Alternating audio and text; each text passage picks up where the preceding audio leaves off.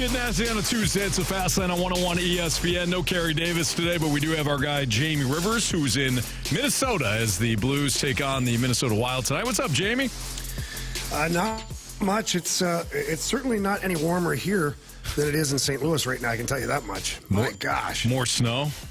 Yeah, it's like that kind of weather where you step outside and your boogers freeze. Yeah. Yeah, it's one of those. Yeah. Not quite as bad as, where was it? Siberia? Yeah, Siberia's another level, of course. Yeah.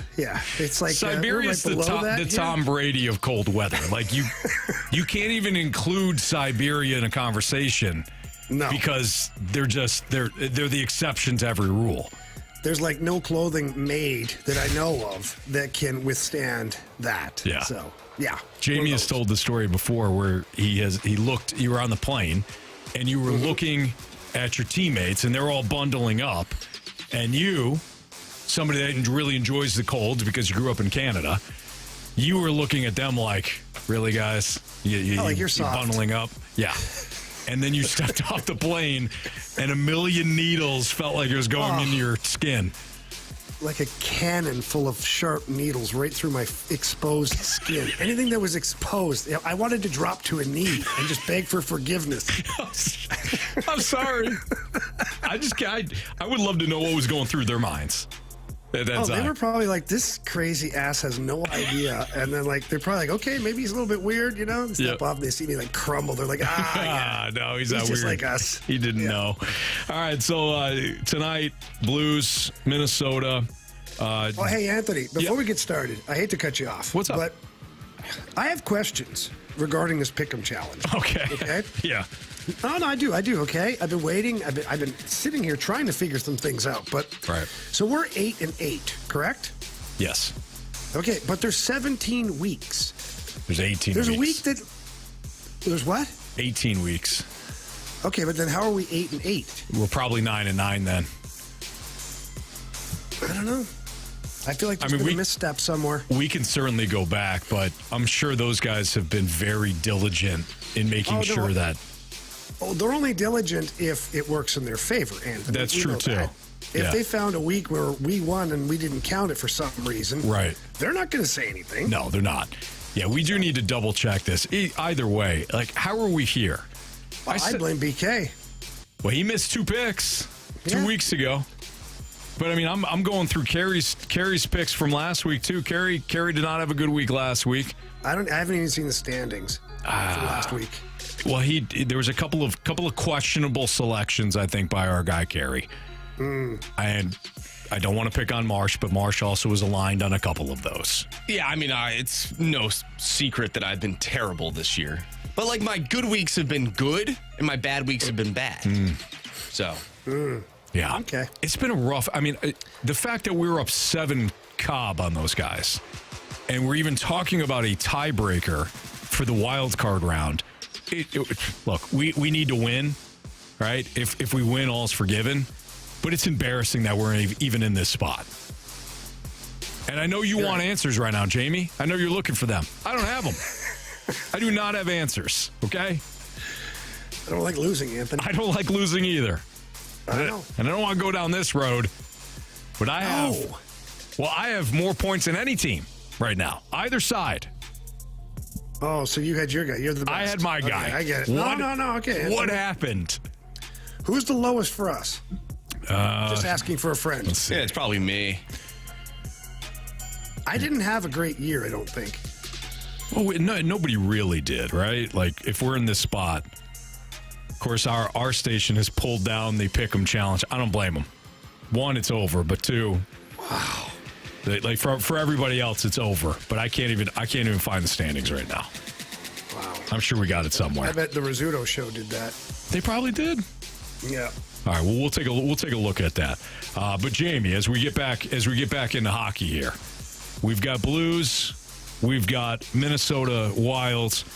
Minnesota having an excellent year, but they've been bitten by the injury bug to some key players.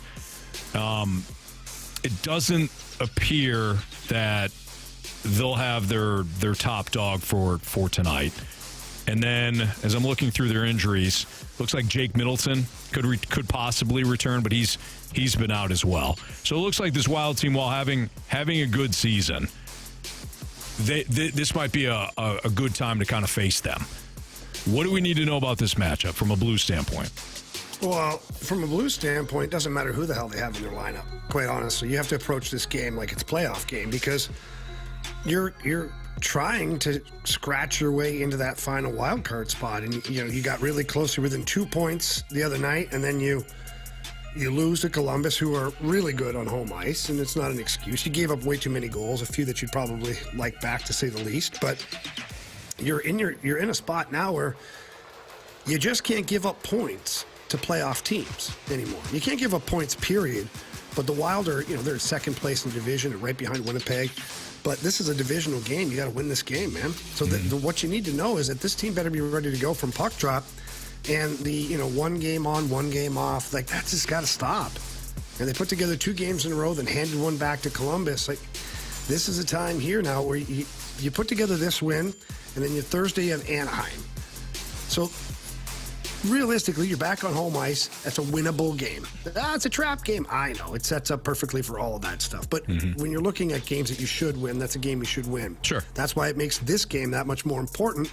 Because if you win a game that's tough, then you win the game you're supposed to win. Now, that's 2 in a row, and now you can start trying to do this whole streak thing again. Yeah. But the Blues just can't take any nights off, man. They're just not going to be afforded that luxury of handing a game back here and there without repercussions. Jamie, I feel like there's other people that have asked you this as well, and you can only give generalities. But if from your standpoint, the Blues have yet to put together a 3-game winning streak this year. Is that just the mark of a team that is it is what they're a 500 team right now? I'm not saying they're going to be a 500 team the rest of the year, but 500 teams seem to be tethered to that 500 record. So they can't get on hot streaks. They really don't get on really bad losing streaks. But from your standpoint, when you're watching this team game in and game out, why do you think that they can't put together longer winning streaks? Well, for me, right away, it's a team that's still trying to figure things out a little bit here. You have a lot of new faces, and I know we're halfway through the season, but you also had a coaching change in the middle of all this, too. So you're halfway through the season, but halfway through the half of the season, you had a brand new coach come in, and you're trying to establish new systems, new thoughts, new strategies, all this stuff, all while still being a team that's in a retool to where you've got some young players that are going to make some mistakes. You've got some veteran players that maybe aren't as consistent as they'd like to be right now. Those are all pieces of a retooling team. So I think that what's happening is quite normal, although it's frustrating for the fan base. Because, look, I can tell you this. I talk to the players on a regular basis. Never once do they tell me, man, sure would like to lose this one tonight. They just don't. So the thought process is they'd like to win every game. Well, it's not realistic, but, unfortunately with the roster that you've got, meaning that some of your guys being younger, inexperienced, and some of the injuries that you've had along the way here, it's just probably, it's highlighted the fact that you still have work to do. And, to win 2, lose 1, to win 2, to lose 1, it's not ideal. It's certainly the slowest way to climb the standings, which is why I'm talking about, this team having to put together a streak of 3 or 4 games. I'm not asking for 6 or 7. I hear some people talking about, they got to go on an 8-game tear. I would love that, but they don't have to. You go 3 wins, 1 loss, 3 wins. Now you're 6-2 over 8. That's pretty good. Yeah. That's pretty good, So right. It might not feel like it, but 6-2 is 6-2. 6-2, 6-2, and if you go in a span of 10 games, you go 6-2-2 for whatever reason, that's really good. That's gaining on the opposition for the most part. Yeah. So I think that we're just a product of what we are right now, and I think Jim Montgomery's working on advancing that to the next step. That's Jamie Rivers. I'm Anthony Stalter. By the way, Kaprizov, he's been out since December 31st with a lower body injury. I mentioned the Middleton injury. They're again, the Wild a little banged up right now, but to Jamie's point, it doesn't really matter how the Wild's play or who's in uniform for the Wild. It's about how the Blues play. And tonight at 7 o'clock, we'll have the game for you, pregame right here on 101 ESPN starting at 6 o'clock. I was reading through Katie Woo's latest article at The Athletic where she's talking about how the Arenado trade situation kind of remains stalled. And as I was reading through it, I don't know how you guys feel, but when I was reading through it, I thought, how is there any possible way that the Cardinals are going to get what they want out of this? That's next on 101 ESPN.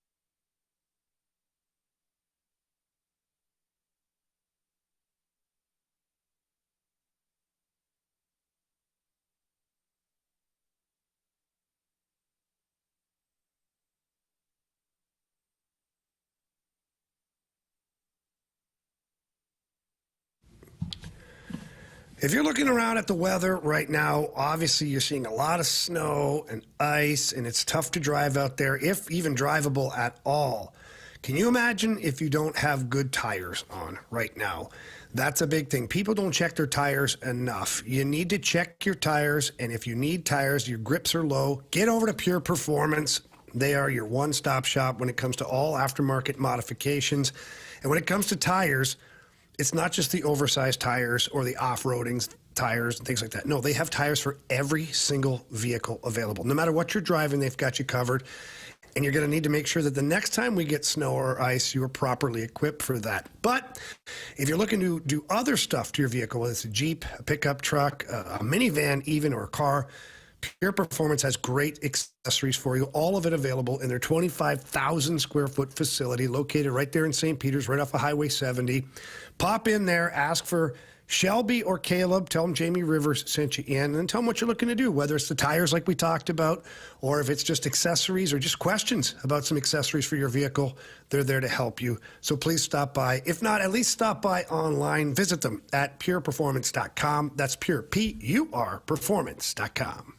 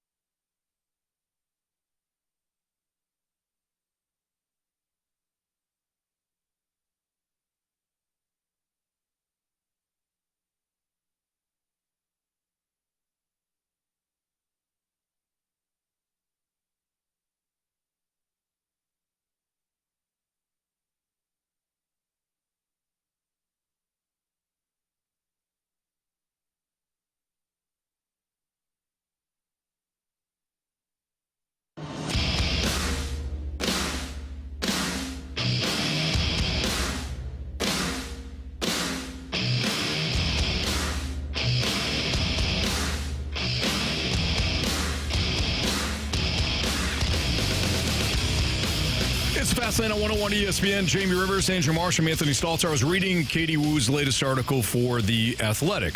It was on Nolan Arenado, and it was how the Cardinals' efforts to trade Nolan Arenado remain stalled and how it's impacting the roster. And as I'm reading through it, I don't know, and I know you guys looked at it as well. I was reading through this, and I thought to myself, I don't know how the Cardinals get what they want in this. Let's start with this. The Cardinals, as Katie writes, Cardinals' efforts to trade Arenado are at a standstill, which has stalled their offseason plans. Trading him was previously categorized as top priority for the club, and being unable to do so would have severe ramifications for the 2025 roster. The club's primary reason for wanting a trade is to create financial flexibility. Okay, that makes sense. If you read further, there's also a section that talks about how the Cardinals are unwilling to absorb a lot of the remaining dollars that are left on Arenado's contract. That makes sense. You want financial flexibility. You're not going to therefore take on most of that $74 million that's left on his contract. Okay, that makes sense. But if you look at what teams could possibly be interested in Arenado, which teams, Jamie, Arenado could be interested in, that leaves about one, the Boston Red Sox, who are still, oh, by the way, flirting with Alex Bregman. So if you don't have a big trade market, nobody's willing to absorb that contract, then Arenado's going to be a Cardinal next year, which forces them to have a little bit of a roster crunch again because you're not going to have Nolan Gorman play third base full time. And you're not going to get the money off the books. So I'm kind of reading through this. I'm laughing. I'm like, you're ultimately not going to get what you want if you're the Cardinals. Yeah, so Anthony, you were out last week when we had a similar discussion. This was before the Red Sox news was out there and whatnot. But my thought was, this is such a Cardinals thing that has happened. To be stuck. Because to be stuck, you've painted yourself into the corner, you're looking back at the doorway and you're going, oh crap, how do I get out of here? Right. Well, you can't, because this is what you've done to yourself. You talked about this Arenado trade and everybody made it public and all this stuff. And I said to Marshy and CD, I'm like, this is all they're going to talk about. All off season is going to be Nolan Arenado, all spring training, Nolan Arenado. So you're not even, as a team, you're not even going to have a chance to market your club. You're not going to have a chance to market Mason Wynn and Nolan Gorman and Jordan Walker. You could try, but nobody's focused on that. Right now, everybody's talking about Nolan Arenado. So I was just like, what did you do to yourselves here? If I was the Cardinals, I would have said nothing about Nolan Arenado, nothing at all. And anything that came up about it, I would have said, hey, we're trying to put together the best baseball team on the field. We got some exciting young players in Mason Wynn, Jordan Walker, Nolan Gorman. We're looking for, Quinn Matthews is going to make a bit, just totally brush away Nolan Arenado and that whole story until you actually have a deal in place that's accepted, by the way. And now the Houston thing, I get it. There's always a leaky faucet on one side of it, sure, whether it's Houston or whether it's Cardinals. So then you can address it then in real time at that point. Okay, well, the player chose not to take the trade there.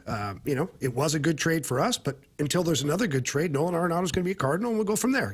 Boom. But the Cardinals, no. Now it's got to the point where Nolan Arenado is telling them, "Oh, I would take a trade to the Red Sox because he doesn't want to be around this crap anymore." Would you? He's supposed to be a platinum glove, silver slugger player for his career. I know he wasn't last year, but I'm just saying, this is a very accomplished baseball player. And now he's got to deal with swirling rumors. All he's dealing with is Cardinals. Where he's already they don't even want me anymore. So he's even trying to help now, saying I'll go to Boston. So I just look at it as it's been just a big misstep by the Cardinals. And at this point, who cares what you get back? Who cares? The facade of going with the youth movement is already over because now it's gone from youth movement to salary dump. They're openly talking about cutting salary now, whereas 2 months ago, we were spoon-fed on beautiful silver spoons too, Anthony. We're spoon-fed. We're working on development and scouting and drafting and our young talent. Oh yeah, really? Oh, here you go, guys. Eat up. Nom nom nom nom nom. Eat what we're giving you. We're lying to you though. I wouldn't swallow that. It's because then all that happened after that is they started talking about dumping salary. Well, Goldie's going to be off the books. We're looking to move a pitcher. We're looking to get rid of Arenado. Right. Well, then what was the plan here? The plan was just to get lighter on the payroll. That's it. And if that's the case, you find a buyer, even if it's the Red Sox, and you say, listen, we'll eat $7 million a year on this contract. That's a pretty good deal. Because I think he's $25 million next year. Yeah. I think it's 25 next year. So he's $7 million. $74 million over the next 3 seasons. You've got some Rockies money in there. Whatever, yeah. Right? So let's just say you're $7 to $10 million is what you're willing to eat, depending on how high the salary is and whatnot. Mm-hmm. You're ridding yourself of the rest of that salary, at least. So if it's 25, and let's say you eat $7, $18 million now is being covered by the Red Sox that you don't have to pay. So who cares what the return is? Get me a bucket of batting practice balls. I don't care because we're no longer the charade of youth movement. It's no longer that. It's all about the salary dump. If that's the case, take the best offer you can get in this situation. Like a company that goes into bankruptcy. Some of the creditors that know they're going to get zero when that company hits bankruptcy, or they can take half of what's owed to them and just be gone with it and at least get away with something. This is that scenario. The Cardinals, eat whatever you have to eat and then get rid of the rest of it. Then you rid yourselves of half or even more of that contract for the next 3 years. Yeah, I just don't think it's that. I don't think it's that difficult. Do you think he really wants to leave? In the article, they said that his agent said that they're at a good spot. Now, is that just, are they just saying that, or do you think he's come on, let's get this done. I want to go somewhere else because and like Jamie said, I don't want to be a part of whatever this is, whatever's going on right now. Well, they don't want you to be a part of it. That's the problem. It's not that Arenado doesn't want to be a part of it. Right. No, but the Cardinals don't want him to be a part of it. So. Yeah. Well, there's some, and Marsh, I'm glad you brought this up. There seems to be some, hey, we're willing to go someplace else. We'll play a different position. Cardinals hey, we're willing to entertain trade offers, but not that one. And Arenado's yeah, I'm willing to change different teams. We're good. Not that team. Yeah. There's a lot. It's perceived flexibility on both sides, but when you boil it down to, it's nope, I'm not going to Houston. So let me read the quotes from Arenado's agent that Marsh just referred to. He says, Arenado wants a team that he thinks is going to win now and consistently for the remainder of his career. He wants a team that has the throttle down, that he believes he can jump in right away and they're going to win right now. Well, that's not the Cardinals. The Cardinals, at the very least, don't have the throttle down. Right? I don't know if that's the Red Sox either. Might not be the Red Sox, but at least they're interested in Bregman. They did acquire Crochet, so at least they're more active, closer. You would say. They're closer. For absolutely. sure. Still, Wolf, the agent for Arenado, says, there is one important caveat, according to Katie Wu. One evidenced by Arenado's veto to Houston. Arenado is in a good place with the Cardinals. He's not going to just go. This is why I bring up the whole, I'm flexible, I'm cool, all good. Nope, not going to Houston. And the Cardinals on the other side, hey, we're willing to move you. No problem. You're not willing to take more of his contract. They weren't satisfied with the Yankees deal. So they nixed that. So how desperate are either side? Because if one side is truly desperate, I think a deal would have gotten done already. I don't think Arenado is truly desperate to get out, at least not to another spot like Houston. And the Cardinals aren't truly desperate to get that money off the books, which, Jamie, it goes hand in hand in what you're talking about with the money aspect of all this. And here's what I have to say just one step further. Who's responsible for this mess? The Cardinals.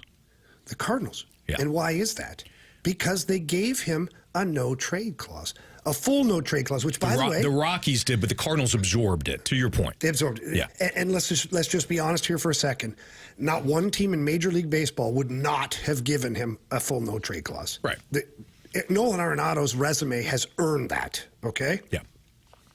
So I'm not mad that he didn't want to go to Houston.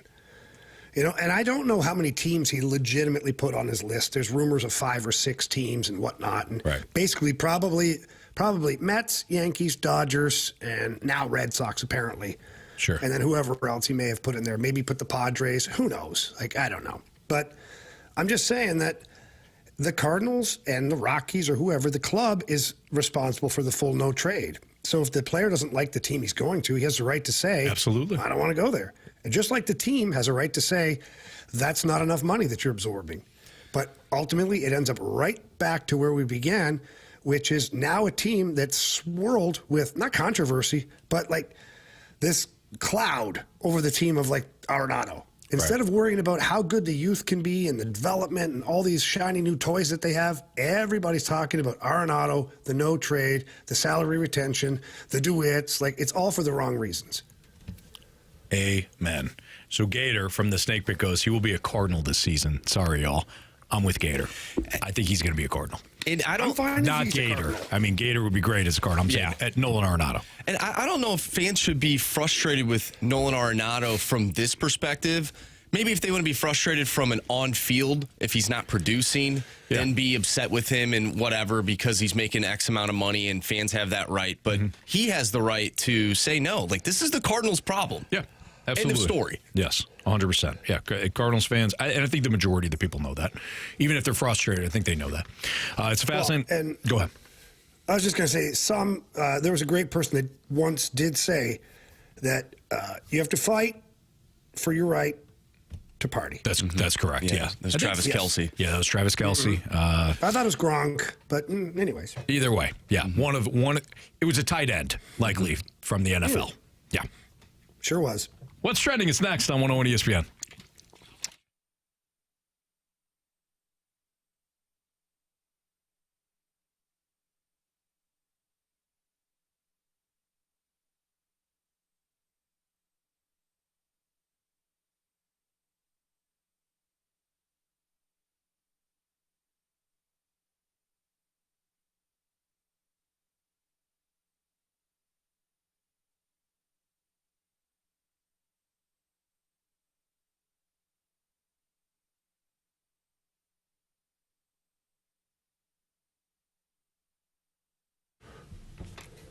If you are looking to sell your home right now in the St. Louis area, it can be tricky.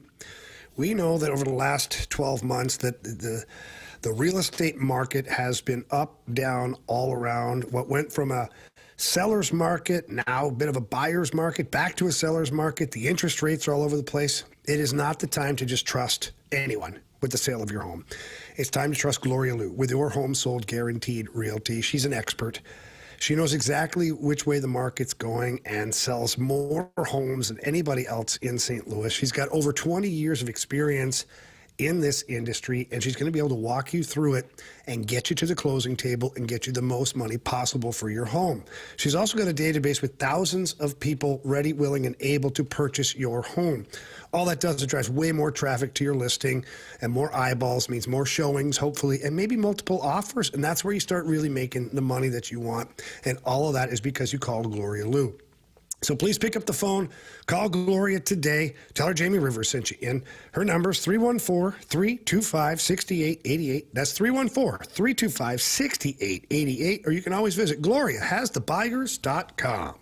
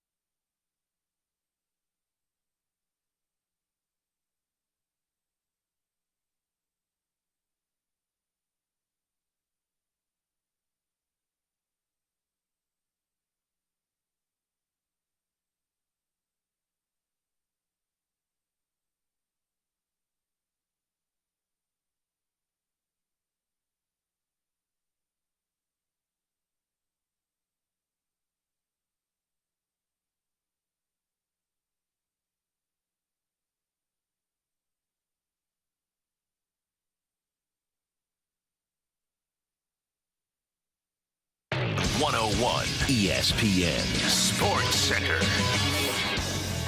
I'm Andrew Marsh. It's time for a Sports Center update driven by Johnny Londoff Chevrolet and Johnny Londoff Autoplex. The Blues take on the Minnesota Wild tonight in Minnesota.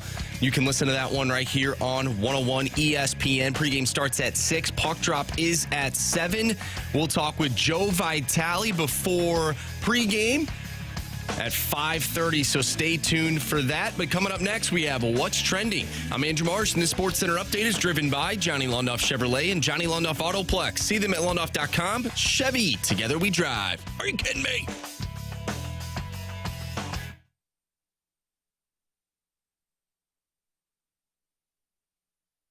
What's trending now in the world of sports? What in the wide world of sports is going on here? What's Trending Now is brought to you by Goodwill, creating opportunities and changing lives. Together, building a brighter future.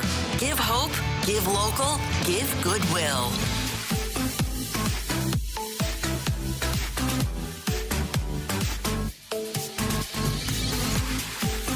Welcome back to the Fast Lane here on 101 ESPN with Anthony Stalter and Jamie Rivers. I'm Andrew Marsh, and it's time for What's Trending. Anthony, we gotta do our job, right? Yesterday, I believe it was, who was it, DLW? Yes. In the Snake Pit. He was very passionate. Very passionate about World Juniors and about our Team USA winning gold. And that includes Jamie, from whenever he wants to say he's from the United States. Yeah. Jamie. it's my hometown. It is hometown, home country. Home country. Pays taxes here, employs others that also pay taxes. Yes. That's right. Thank you, Anthony. You get it. So we, obviously we dove into the World Juniors yesterday, but we wanted to get Jamie's take on Team USA winning gold. Jamie, I said yesterday, not only was World Juniors a big victory for this country, your home country, Jamie, of the United States of America, but it was a huge win for the St. Louis Blues as well. What are your thoughts on that? Yeah, like when you look at the tournament overall and you look at all the Blues prospects and just what they did, it's pretty wild, man. I'm talking to a lot of people who were scouting the games for, pro teams, NHL teams, all sorts of things. And everybody's basically saying the same thing. I mean, man, the Blues have got a great crop of young players that were at that tournament. So it's a huge success for the Blues from that standpoint, and then a massive success for Team USA. Back-to-back gold medals.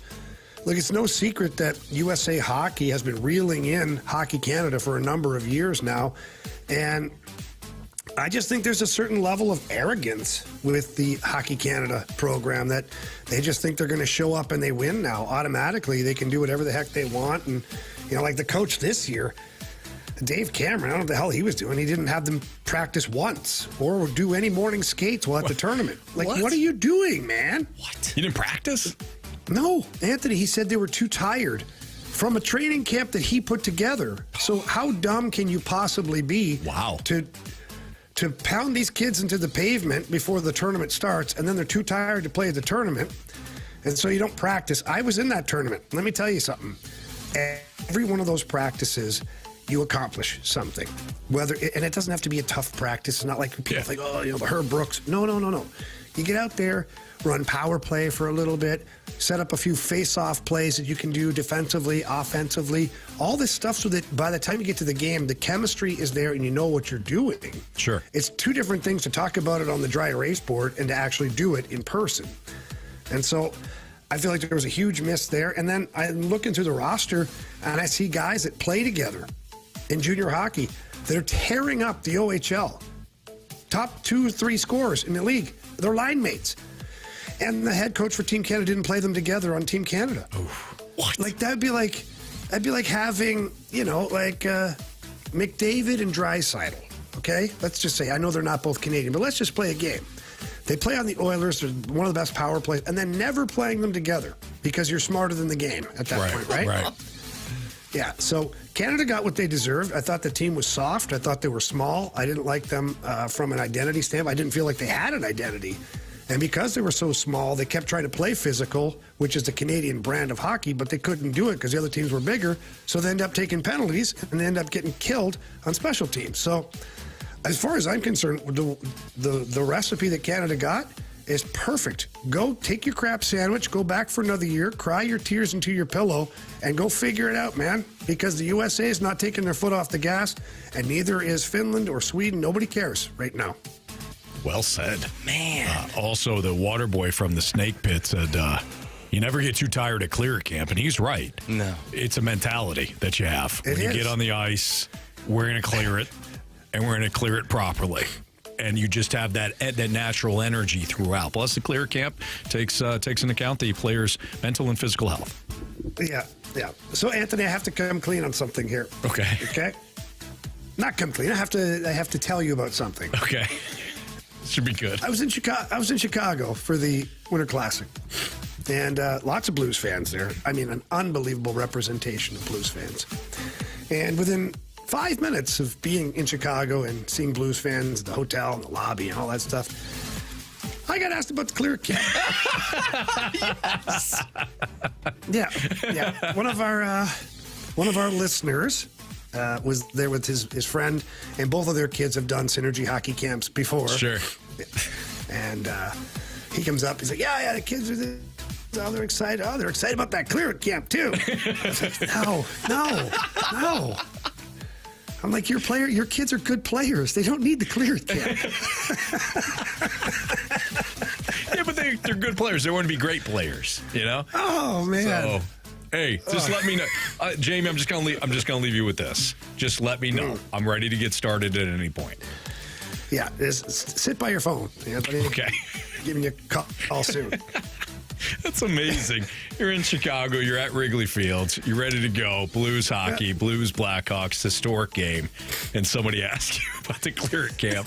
That's incredible. The kids are like, hey, Coach Rivers, yay. The dad's like, yeah, can't wait for the clear camp. I'm like, no, really? Really? We've had some funny moments on this show. That's great. One of my top favorite moments from one of the shows that we've done was when we were at Centene. And it was after the Blues prospect camp. And those random people just hopped on the ice. And we were broadcasting like it was the clearing camp.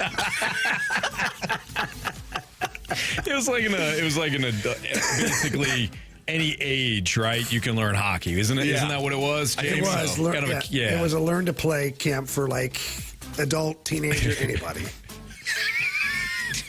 I was like, yeah, Anthony, there's your clear camp.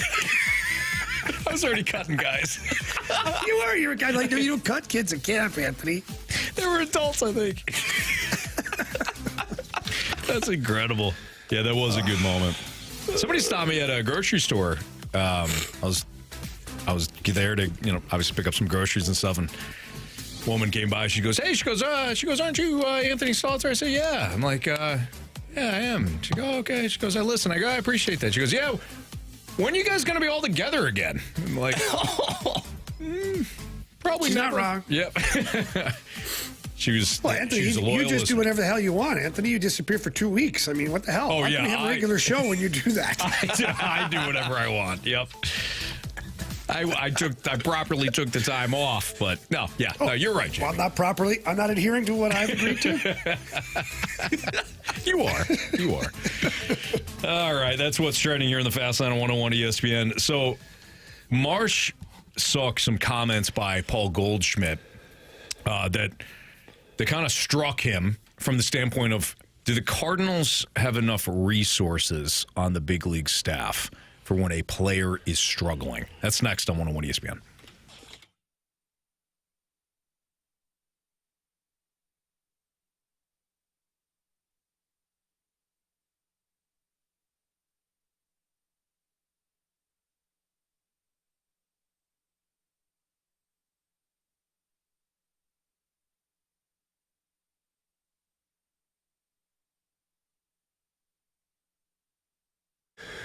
If you love sports betting like I do, then please go and download the Circa Sports Illinois app. It is by far the best app out there. It's like old school Vegas betting. You've got that tight money lines, and they're bringing the world's largest sports book right to your fingertips, which is so amazing. And that was the dream of Derek Stevens, who's the owner of the Circus Sports Casino in Las Vegas. He wanted to create the world's largest sports book. Well, he's done so, and now we get to play with it with our phones. And I can tell you right now, they've got great lines on their futures bets. They've got the tight money line splits. We already talked about that. Great player props. They've got great parlays. And there's no promos. You don't have to worry about silly little promos. The promo is the price and the payout. Their odds are the best in the business, too. Go compare them to any other app that's out there. Circus Sports Illinois has the best odds. Also, no betting limits. So if you want to get after it, you absolutely can get after it. But please take the time, go to the website or the App Store, download the app. It's super user-friendly. And if you have any problems, they have exceptional customer service that you get to talk to a real person and not some kind of bot or some computer. So please don't miss out on the action. Download and bet like a pro with your Circus Sports Illinois app today and join in on all the excitement. If you or someone you know may have a gambling problem, please call 1-800-GAMBLER or text ILGAMB to 833-234.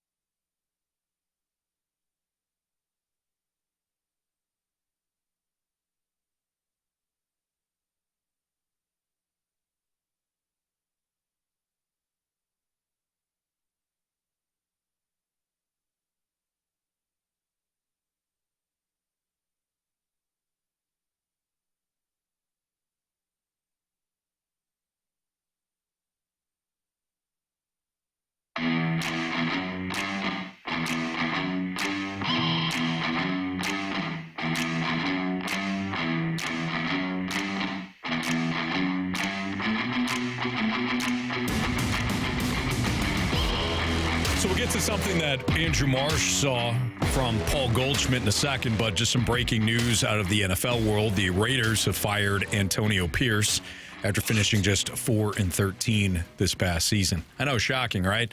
You're in that division. No, he thought he was safe, Anthony. He's like, well, nobody's talked to me yet. He made it past Monday. What the hell was wrong with the Raiders? Yeah, you can't, come on. It's Tuesday. You can't fire a guy on Tuesday.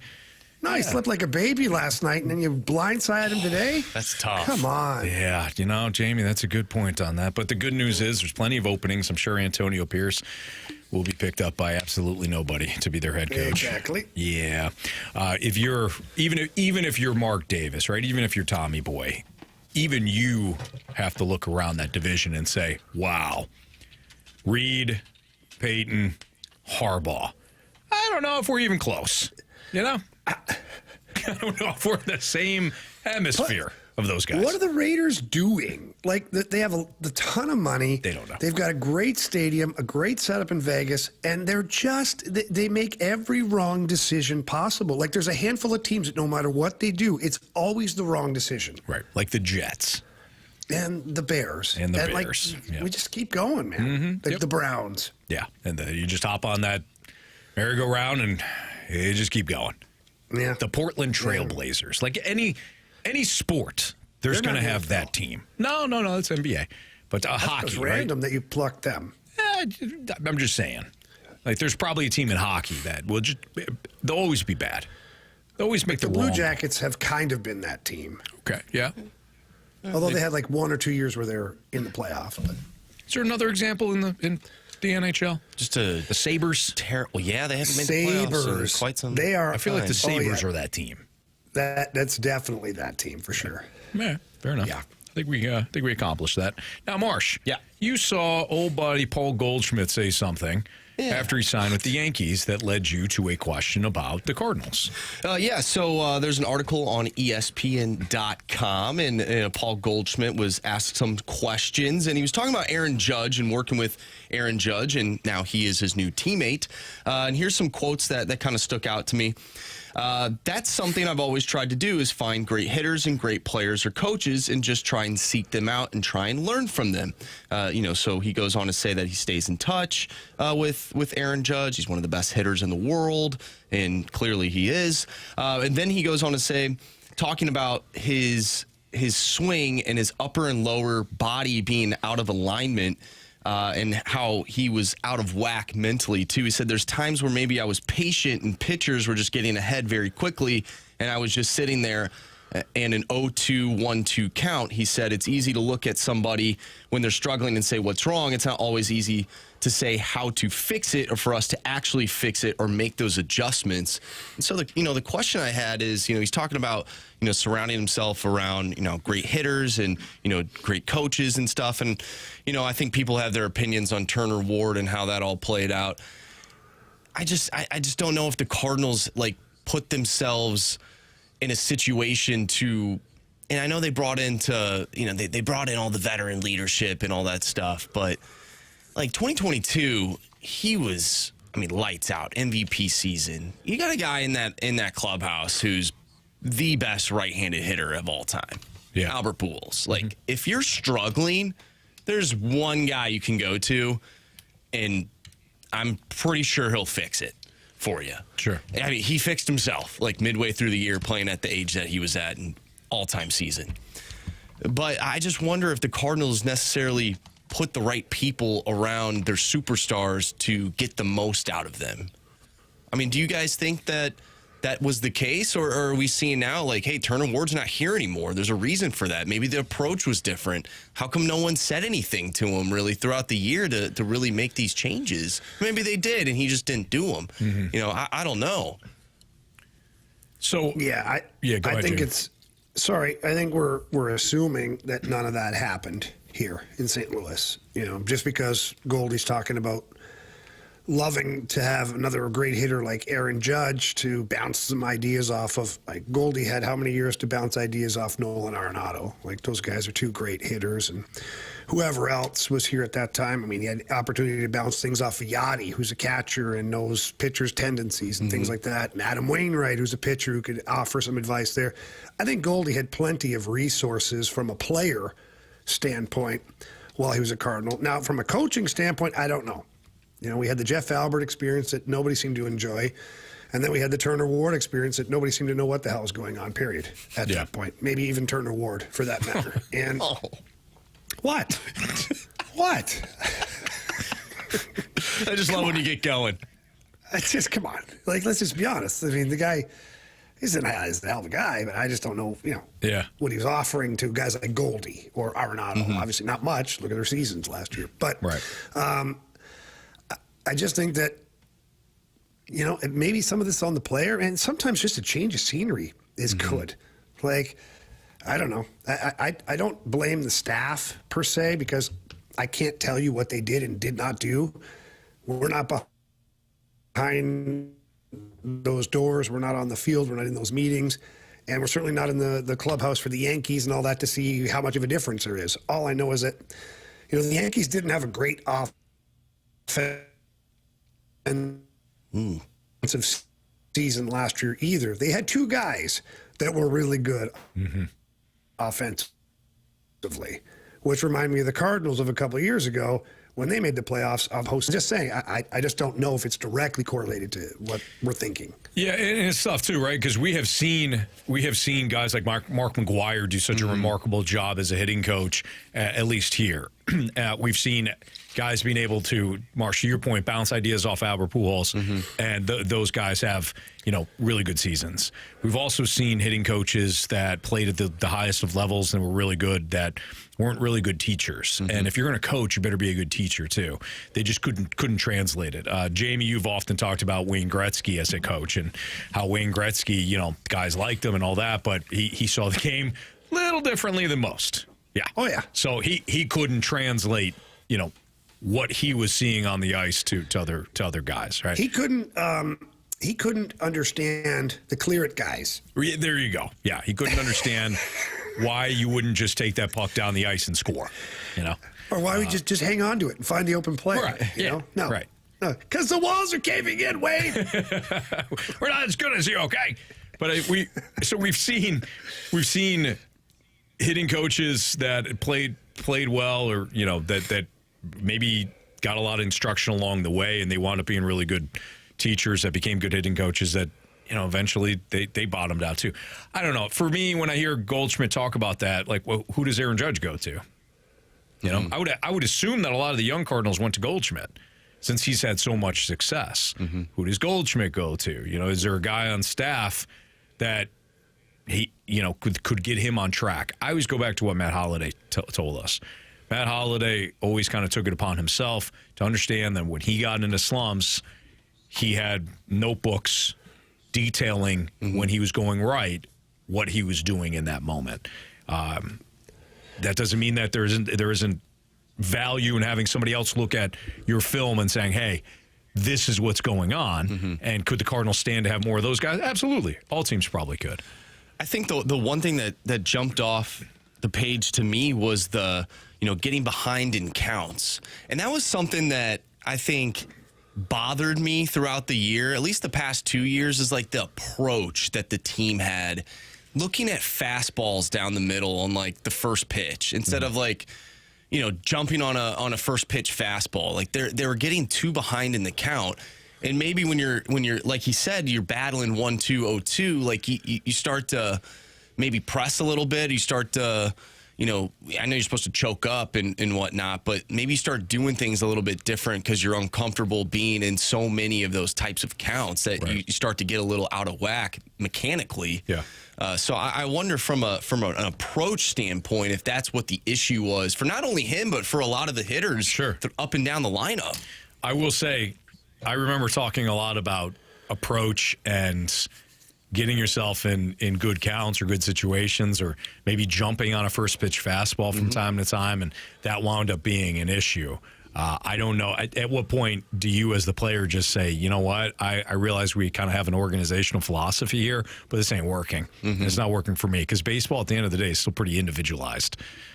I don't know what changes now will be made and implemented by, Albert and his staff, but it's going to be interesting because you're right, Marsh. Ultimately, that is a problem, and you don't have a potential Hall of Famer at first base anymore to potentially dig you out of that. All right, it's Fastlane on 101 ESPN. Does the Blues turn around? Well, does it start with the blue line? That's next on 101 ESPN.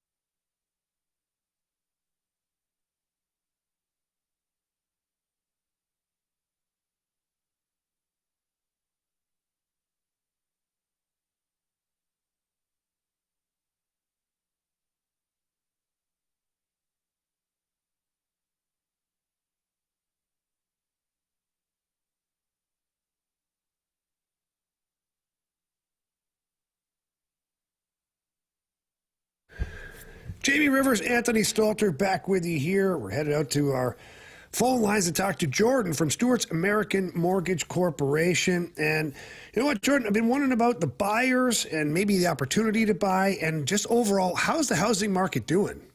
Hey, guys, how's it going? So, yes, the buyers are having good opportunity right now in the housing market. Things are starting to slow down a little bit, especially with the cold weather.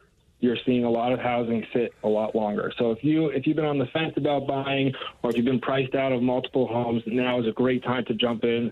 Go rent a pickup truck, drive in this weather, go look at a house, because you may be that only offer, and you may have some very good opportunities, especially with the bagel loan, no closing costs. Where they are, you may be able to get that house under market price, and I would definitely jump back in there if you're waiting. So give Jordan a call, or give Stewie a call. Jordan is Stewie's son. They give you the personal cell phone number for a reason. They want you to call them, text them, day, night, doesn't matter. They're there to help. They're there to answer your questions, and they're there to figure it out for you. If you are looking for a new home, you want that dream home, ask them about their bagel loan, no closing costs, no lender fees. And a lot of times they'll get you closed within 2 weeks or less. You can ask Jamie on that one, who just purchased a new home. Give him a call, 314-324-4440. Again, 314-324-4440, or you can always Google the bagel loan. Jordan, thank you. Thank you, guys. Have a great day. NMLS number 226715.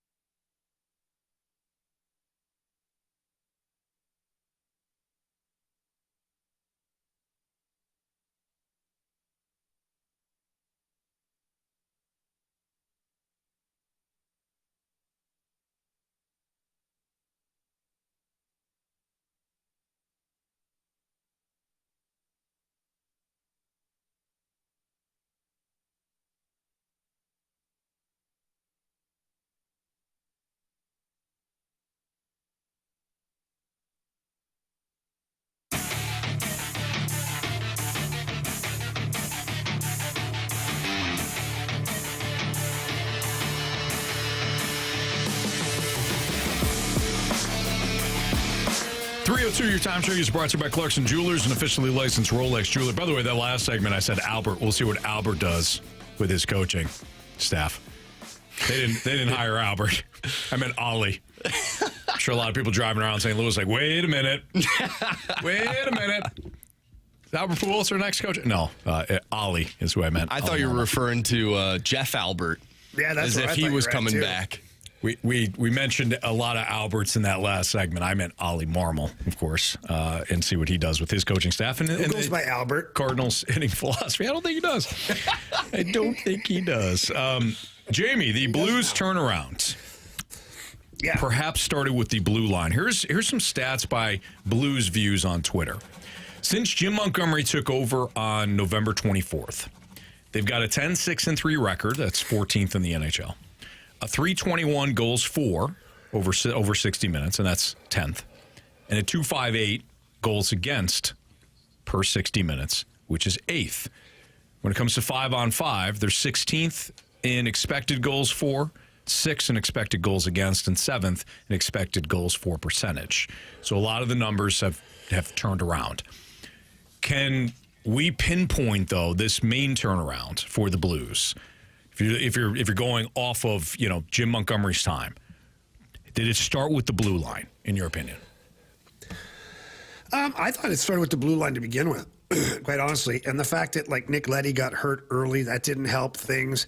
Then Justin Falk was injured, and they were both injured at the same time. That didn't help things. But when you look at the additions to the blue line of Ryan Suter, first of all, he's turned into one of my favorite players. He really has. He's 39, going on 40 here any day now, and he does whatever the hell you need him to do. You need me to play 25 minutes? Okay, I will. You need me to play 14 minutes? Okay, I will.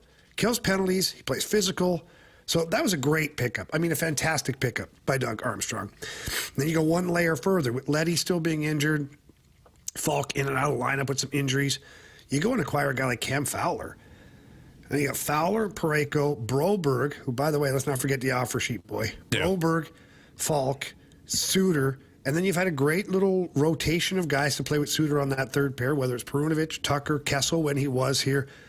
I think there's a lot of things that you can circle back to say that the defensive side of the game has helped this team take some steps forward. And when you look at the last handful of games, that's really been the case. In the games where they've won and dominated, they're giving up next to nothing. The neutral zone is a disaster for other teams. The defensive zone, no longer are we seeing those extended zone time situations like we have. Think back to last year, even the year before, where teams would have the puck for 2 minutes in your end. Felt like they're on a damn power play, but it was 5-on-5 because the Blues were playing this little compact little group in the middle and let them possess the puck. It's not like that anymore. They're cutting guys off. They're killing plays early, and that's because you've got great staff on the blue line, and you got forwards who are buying in defensively as well. But no, we always talk about building a contending team, whether it's contending for the playoffs or contending for a championship. Starts between the pipes. Do you have good goaltending? The answer is yes. You have two good goaltenders. Now, next phase, your blue line. Do you have a good defensive core? Yes, you do. So now it's time for phase 3, which is let's get that extra scoring up front and get that consistent play up front. And once you figure that riddle out, then you've got a team that's going to be consistently in the playoffs and then eventually start to be in the discussion of winning the division, winning the conference, maybe a Stanley Cup contender. Yeah. But yes, it starts from the back end. Well, when you're talking about this, Jamie, I can't help but think also, well, it better start with the blue line because, one, I love how you broke it down there. We talk about baseball. Where do you want to be strong? You want to be strong up the middle. You want to be strong catcher, shortstop, center field, and second base. Like your diamond, right? Pitching is also included in that too. So you want to be strong there. Football, you want to be strong in the trenches. Obviously have a good quarterback, and then you kind of branch out from there. So when you're breaking that down from a hockey standpoint, that makes a lot of sense to me.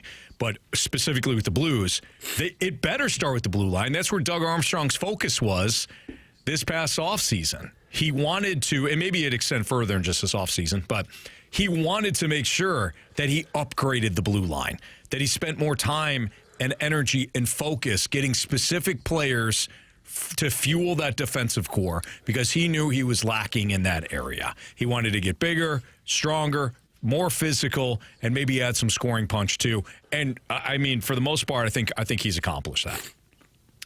Yeah, and look at the offensive side right now from the defense. I think the last 8 or 9 games they've had 5 or 6 goals or something like that. I mean, I'd have to double check the numbers. I have it written down somewhere, just not right next to me right now. But Fowler, Parayko, Broberg, Falk, these are all guys that scored goals here recently. And that's important. So not only is it good to have a good group of guys who can defend very well, the NHL today, you better have blue liners that can join the attack, jump in the rush, keep plays alive, keep plays in the offensive zone, and also contribute on the score sheet. And I think that's the biggest thing you're seeing right now with the Blues is they're defending very well for the most part, but then they're adding offense. Look how many times you see up the ice. It's either Parayko, Broberg, or Fowler predominantly, and Falk, he jumps into that. And then even Suter. Sometimes I look down by the net. Suter's down by in front of the net in the offensive zone. Like, how the hell did he get there? But it's because they have the confidence to go there because as a group, they're aware of somebody has to cover at that point. And as a team, they understand that the more chaos that you can apply to the game for the opposition, the harder it is to cover. So when you're talking about covering specific players and all of a sudden your player's no longer around, he's up at the blue line, and now you have a defenseman that's down low. You get guys looking at each other going, well, whose guy is that? And if it's a split second of missed coverage, it can end up in the back of the net in a positive way for your team. So it is imperative in today's NHL that you have not just good defending players, but guys who can add to the offensive side too. Jamie, what do you think, since you brought up the goaltending, what do you think of the goaltending play of late? Because Hofer, it's interesting if you look at Hofer, he started out like a bat out of hell, got on a bad streak there, then he got hot again, and now, lately he's had the rough one, including the one in Columbus. But if you're looking at the goaltending, I know it's not just an individual thing. It's about goal prevention. It's 5-on-5. But you also have a keen eye when it comes to whether or not a goalie is out of rhythm. What do you think about the goaltending right now for the Blues? Well, I like it. I do. Like Hofer had a bad game the other night in Columbus. I wouldn't say bad. He had a couple of goals he'd like back. The one where he thought was in his glove and he scoops it up and the puck is not in his glove and the guy puts it in the net. So he'd like that one back.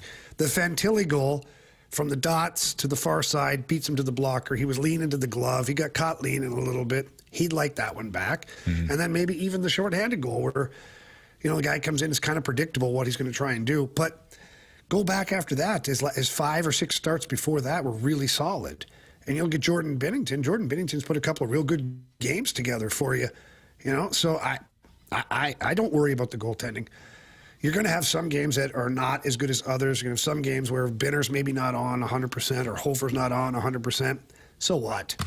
I mean, really, so what? The effort that those guys give you on a night-to-night basis. And how about some of the nights where you're only getting points in those games because your goalies have been fantastic. Yeah. So I'm not ready to look at 1 or 2 games as a sample size and say, oh, that's what they are.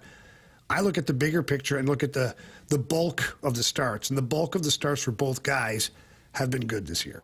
That's Jamie Rivers. I'm Anthony Stalter. It's the Fast Lane on 101 ESPN. Don't forget, we've got wall-to-wall Blues coverage for you tonight, starting at 6 o'clock with the pregame show right here on 101 ESPN and the Blues Radio Network. We'll carry the game as the Blues are in Minnesota to take on the Wild at 7 o'clock. We've got Are You Sold coming up. If you've got an Are You Sold statement that you want to send to the Air Comfort Service text line, you can. 314-399-9646. Again, 399-9646 is the Air Comfort Service text line. We'll play Are You Sold next in the Fast Lane.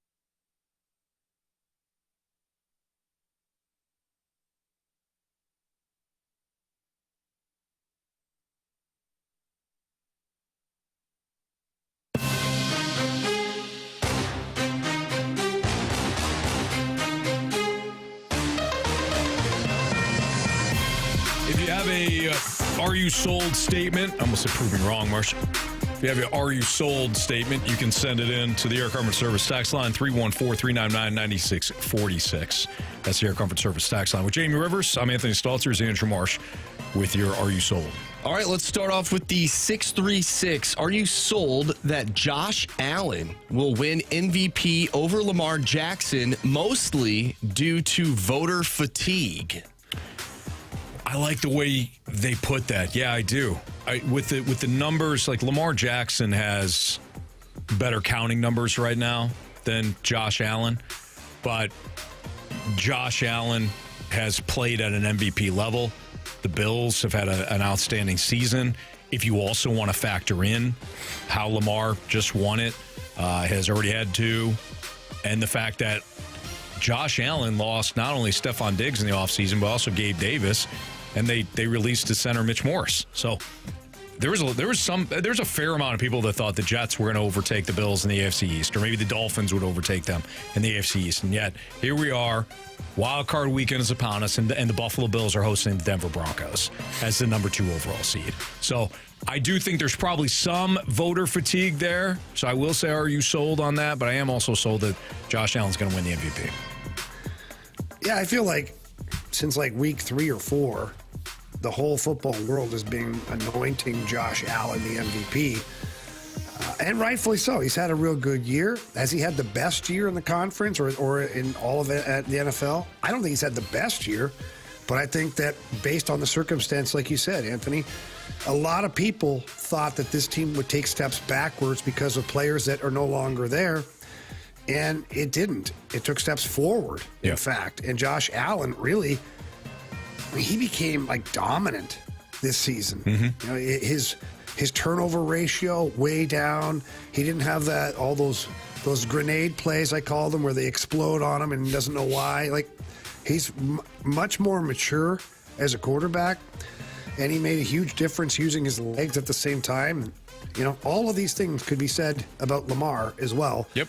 But I have to say that I feel like as good as the Ravens were on paper, I thought they'd be better this season. I thought they're fine, but the Bills exceeded expectations, and that was on the back of their shoulder of their quarterback. Right. So he's the guy for me.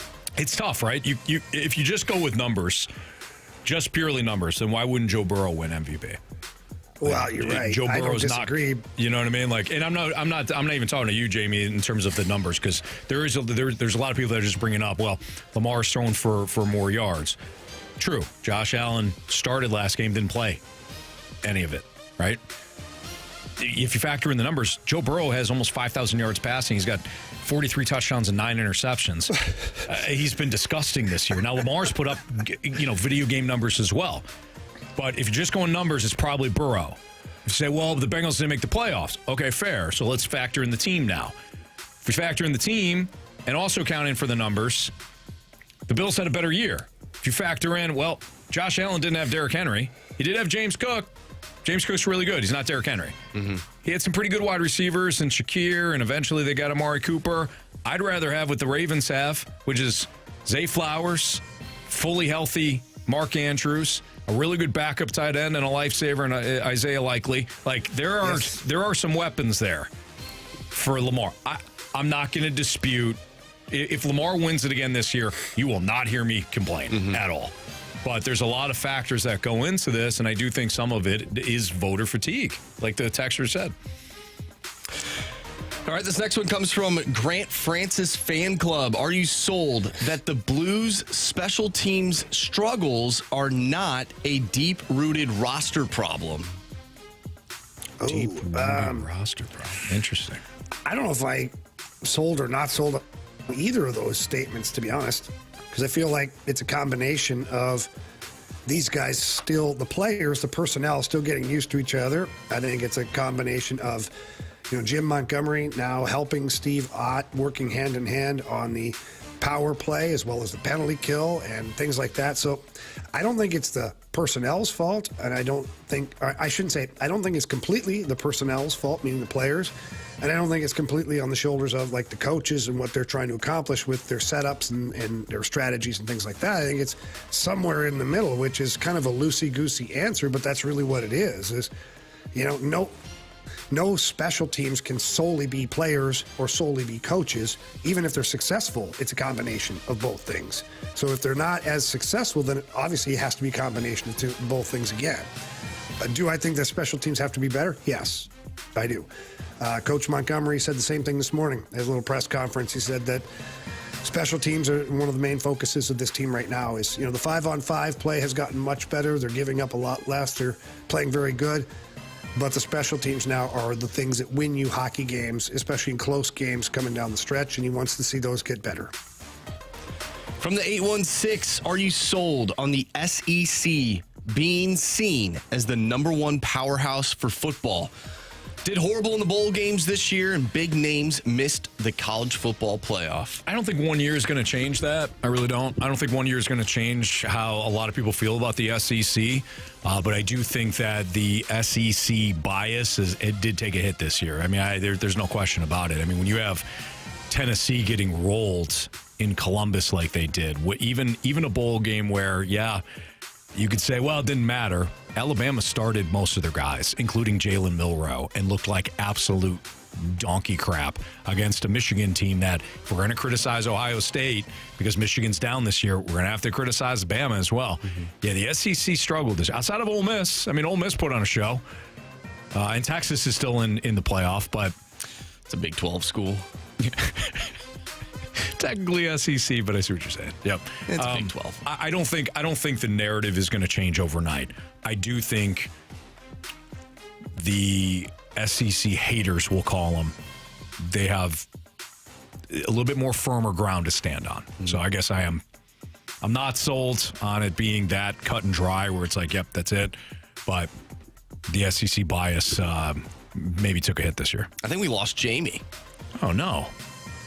He is close to Canada. Minnesota is up there. Yeah. So the Wi-Fi. Oh, no. Yeah, I don't know. Let's move on, though. We'll get him back from the 314. For clarity, though, he did text us, so we didn't lose him. Like, we don't have to call his loved ones. No, he's just still dropped. Yeah. He okay. All right. is still with us. He's just not with us on the show. Got it. For now, we'll get him back. Mm-hmm. From the 314, are you sold? No matter how bad the Cardinals are in 2025, there is no chance Ali Marmol will be fired. I don't think he'll be fired. I do think he's on borrowed time, though. And I do think he's got to do kind of some yeoman work, and it doesn't really matter what the roster is because you have a new boss coming in. This is Jamo Zalok's last season. You got Bloom coming in. Bloom has no connection with Ali outside of just Ali's the current manager with Bloom coming in. But I think if Ali doesn't exceed expectations this year, I think he could potentially be out. Do we have Jamie back? No, Jamie still needs we're still loaded. Working out the kinks. That's fine. As long as he's healthy. That's all I care about. From the Water Boy, and no, this has nothing to do with the Gridiron Guys podcast. Are you sold that Central Michigan had such a poor season because the MAC is so mighty? Yeah, I agree. Yep, I am sold on that, Water Boy. I mentioned the stats yesterday that the MAC went 5-2 in bowl games. I mean, we can sit here and we can talk about the SEC and we talk about the Big Ten. But the bottom line is, if Notre Dame wins a national championship this year, the only team that would have beaten them would be Northern Illinois. And that would have been in South Bend. So when you look at my fire-up chips, they had a down year, but they played in perhaps the best conference in college football. And I'm glad that the Water Boy continues to bring that up. I appreciate you. Jamie, you back? Giving us the old thumbs up here. You good? I'm back. Yes. Yeah, I'm back. I don't know what happened. I lost everything there. I lost video with you. I lost audio. I don't know. Marsh had you I probably just got hacked. Yeah, you probably did. Probably just got hacked. All of my banking information. Yeah, I would check your debit cards and things like Africa. that. Yep. Can't wait. By the way, your funds are going to some prince right now in some Oh, yeah. Corn Good country. luck with that one, buddy. A little PSA to people out there. There is the thing where, like, if you get, like, a random package and you don't know who it's from, like, do not open it because there will be a QR code on there. And some people, maybe they don't know what it is. They'll scan the QR code and then all their stuff will get hacked. So you're getting a package. Yeah, now. that's it. From a random Yeah, they're just person. dropping them off. Yep. Do not open It says scan here for whatever, blah, blah, blah. And you scan it, and it just downloads everything you have on your phone. Wow. Yeah, don't open that. Okay. Yeah. Marsh, that's a good PSA. By You the can way, open it, just don't scan the code. Yeah, just don't scan the code. just don't open it. I wouldn't open it. Yeah, you don't know what's in there. Just burn it. I feel like it would kill me. Anthony, you mentioned Northern Illinois. Already been dead. Northern Illinois is so good. They're too good for the MAC. Too good for the MAC. They're joining the Mountain West in 2026. I know that just hurt your soul. That's tough, but you can see why the Mountain West wants a team from the MAC. So they're downgrading. Is Why what the you're hell saying. would they join the Mountain West? They're in the Midwest. We're going to go to the Mountain West. Well, I mean, Anthony, how long till the fire-up chips are in the SEC? well, think about Probably it. next year, Jamie. Probably next year. Cal All that NIL money. is in the Atlantic Coastal Conference. That's true. None of it makes sense anymore. we're already doing it right. Like you've got like Michigan basketball just played USC, and tonight we'll play UCLA. Like that's tough. We got to realign things here again, All right, let's do one more from the 636. or don't just have conference. Just don't get rid of the conference. Just get rid of it all. Yep. Are you sold that Zach Bolduc has 20 goal potential? Oh, yeah. 100%. Yes. You watch this kid play, and I was actually talking about him this morning. One, I just think he's an awesome dude. Like, he's just that kid that is a sponge for coaching. He listens to the veterans. He gets out there. And look what he's done. He came in here as nothing but a finesse player. He has more big hits this year than most of the team. And he's playing a more physical brand of hockey. But there is something special about this kid when he shoots the puck. Like, when you shoot a puck like a one-timer, there's a noise. You know, you get a clack. You're like, ooh, that's a hard shot. He shoots it, there's like nothing. It's silence. It's like perfection. The way he times it's just like, woof, like comes off the stick, and that puck jumps off the blade. Goalies have such a hard time picking that up, and I think Zach Bolduc, I think this is an excellent year for him right now to learn how to play and stay in the NHL, and I think that this second half of the season, you're going to see a kid, along with the coaching staff, that are ready for him to take the next steps, to become more of an offensive threat, to become more on the power play. Like tonight, he's on the power play with Robert Thomas and Justin Falk and that whole group, and he's in that one-timer spot. So, and the kid loves to shoot it. So we'll see, if he gets any amount of success from that spot. Let's say he scores 3 goals in the next 5 games or 6 games. That's his spot now, man. And then that's how you just build up your resume. That's how you just pad the stats, is by finding your area out there, especially on the power play. I'm sold. I think the kid's really good. That's Jamie Rivers. I'm Anthony Stalter. Appreciate our "Are you sold" statements sent in to the Air Comfort Service text line. We talked a little bit earlier about Nolan Arenado and the article that Katie Wu wrote about the Cardinals kind of being stuck right now from, at least stalled from trading him. Has roster construction or bad business led the Cardinals to being an average franchise? Yes. We'll dive into that next on 101 ESPN.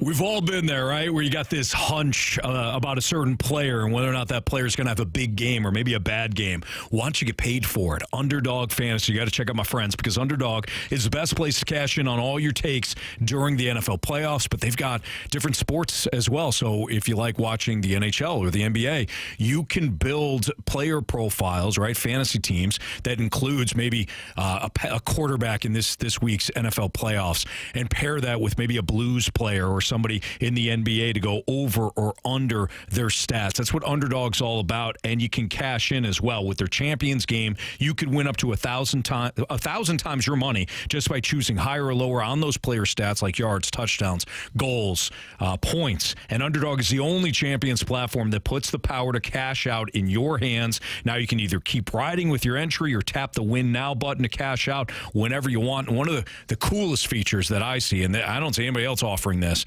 they've got their Underdog Rescues. That is if you have a player. So let's say you've got a quarterback this weekend, and that quarterback gets hurt in the first quarter. Well, Underdog Rescues, you get your money back and receive a promo if an early injury causes your entry to lose. Again, I don't know any other site that accomplishes that. So Underdog's there for you. They're the best place to play Champions. Download the app. Sign up with promo code Anthony, that's my name, and deposit now to get up to $1,000 in bonus cash instantly. Again, with promo code Anthony. Must be 18 or older and present in a state where Underdog Fantasy operates. Terms apply. Concerned with play? Call 1-800-GAMBLER or visit www.ncpgambling.org.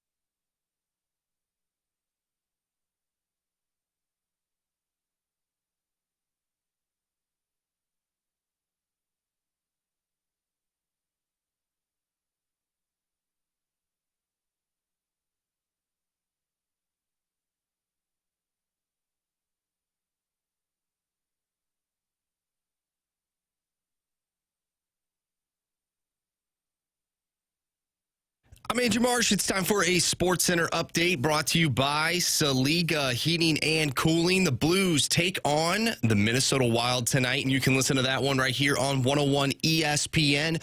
Pregame starts at 6. Puck drop is at 7. We'll talk with Joe Vitale at 5:30, so stay tuned for that. But coming up next, we're going to dive into your St. Louis Cardinals. Has roster construction or bad business led the Cardinals to be an average franchise? We'll get into that next right here in the Fast Lane. I'm Andrew Marsh, and the Sports Center update is brought to you by Saliga Heating and Cooling, an independent American Standard heating and air conditioning dealer.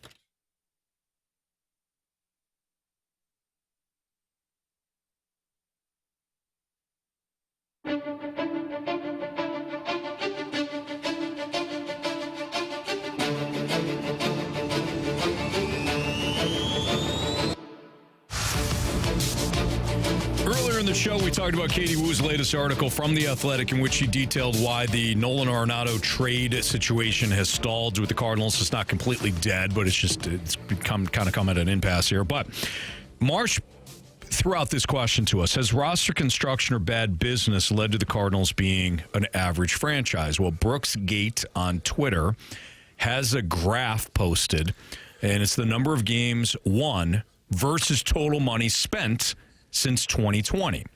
So the Dodgers are in like a hemisphere all on their own, spending money and winning games. They've done both. They have spent a lot of money. They've won a lot of games. There is correlation there. The Astros and the Braves are also in that hemisphere.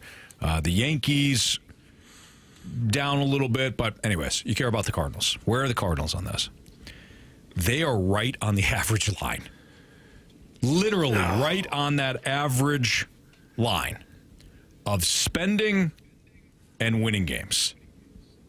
They are literally an average team when it comes to both spending and winning games since 2020. Not surprising at all, because this is a team that isn't completely cheap. They're not the Pirates, the A's, the Marlins. They're also not the Dodgers or the Braves or the Yankees or the Phillies. They're right there average, and they've gotten average results. So the question is, have they gone about this from a bad roster construction standpoint or a bad business model? And Jamie, you said yes when I threw out that question at the tease. And I think you're right, but what's your explanation on that? They go hand in hand. Like, let's be honest. If you make a bad business decision, it's usually correlated to a bad roster decision. So if you go, like last year, let's take last year just for example. We're going to bring back all these guys who just want to be here. Okay. That was a business decision that you made using the roster at the same time. Because you didn't want to dip into the deep waters of paying guys like Blake Snell and Jordan Montgomery and things like that. You weren't going there. So where'd you go? You went to the next tier, or even the tier below that for that matter, and you went and got, your Lance Lynn and Kyle Gibson. Yeah, Kyle Gibson. I don't know why that was escaping me, but Kyle Gibson, and then your Matt Carpenters and your, Brandon Crawford. Like, come on, man! Like, what are you doing? What, like, as a business, what did you expect when you do that with your roster?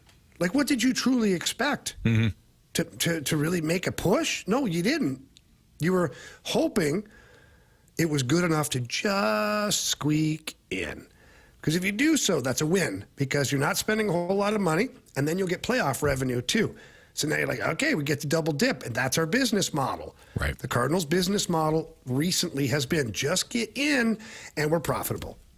Just get close, and we're profitable. Right. And we don't ever have to go outside of our little comfort zone, our little bubble, because we don't need to make money. So what's happened, and again, I've said this from day one, the Cardinals are allowed to make money as a business. They're allowed to do it. They're more within their right to want to make money with their product. Great. That's fine. But at the same time, you still can't try and fool your fan base by saying, oh, we're active this year. And you get a whole bunch of spare parts and you don't spend any money, and now you expect people to show up to the ballpark to watch a product that isn't going to make the playoffs, that doesn't really have any stars, because your stars last year didn't star. Arenado and Goldie didn't star. Contreras was hurt. Otherwise, he was really good. But after that, you had Mason Wynn became the face of the franchise. So then they saw that. They're like, ooh, time to pivot. We're going to get rid of all of the salary now, and we're going to focus on Mason Wynn and these young guys and the development. So the business model follows what they do with the roster. The roster tells them what they're going to do for their business model moving forward, if that makes any sense. Yeah, it does. It's interesting, Jamie. Just looking at this, going back to this chart, and I think you'll find this interesting too. There is I forget what it's called. I don't know if it's just an area on this graph, right? Quadrant, I guess, where it says not spending money, but winning games. And there are 4 teams in that quadrant, okay? Not spending money, winning games since 2020. 4 teams. Can you name? I think you can name at least 2 of them, if not 3 of them. You want to give it a go? I think So not spending money and also winning baseball games. Correct. So I would say the Tampa Bay Rays. You got one of them. Okay. I would say the Orioles. So they're still from 2020. They're in the not spending money, not winning games, but they're starting to tick up. Okay. All right. You nailed the Rays. The Brewers are another one. Yep. Okay. What's another team that might be interesting from the Cardinals' perspective this year?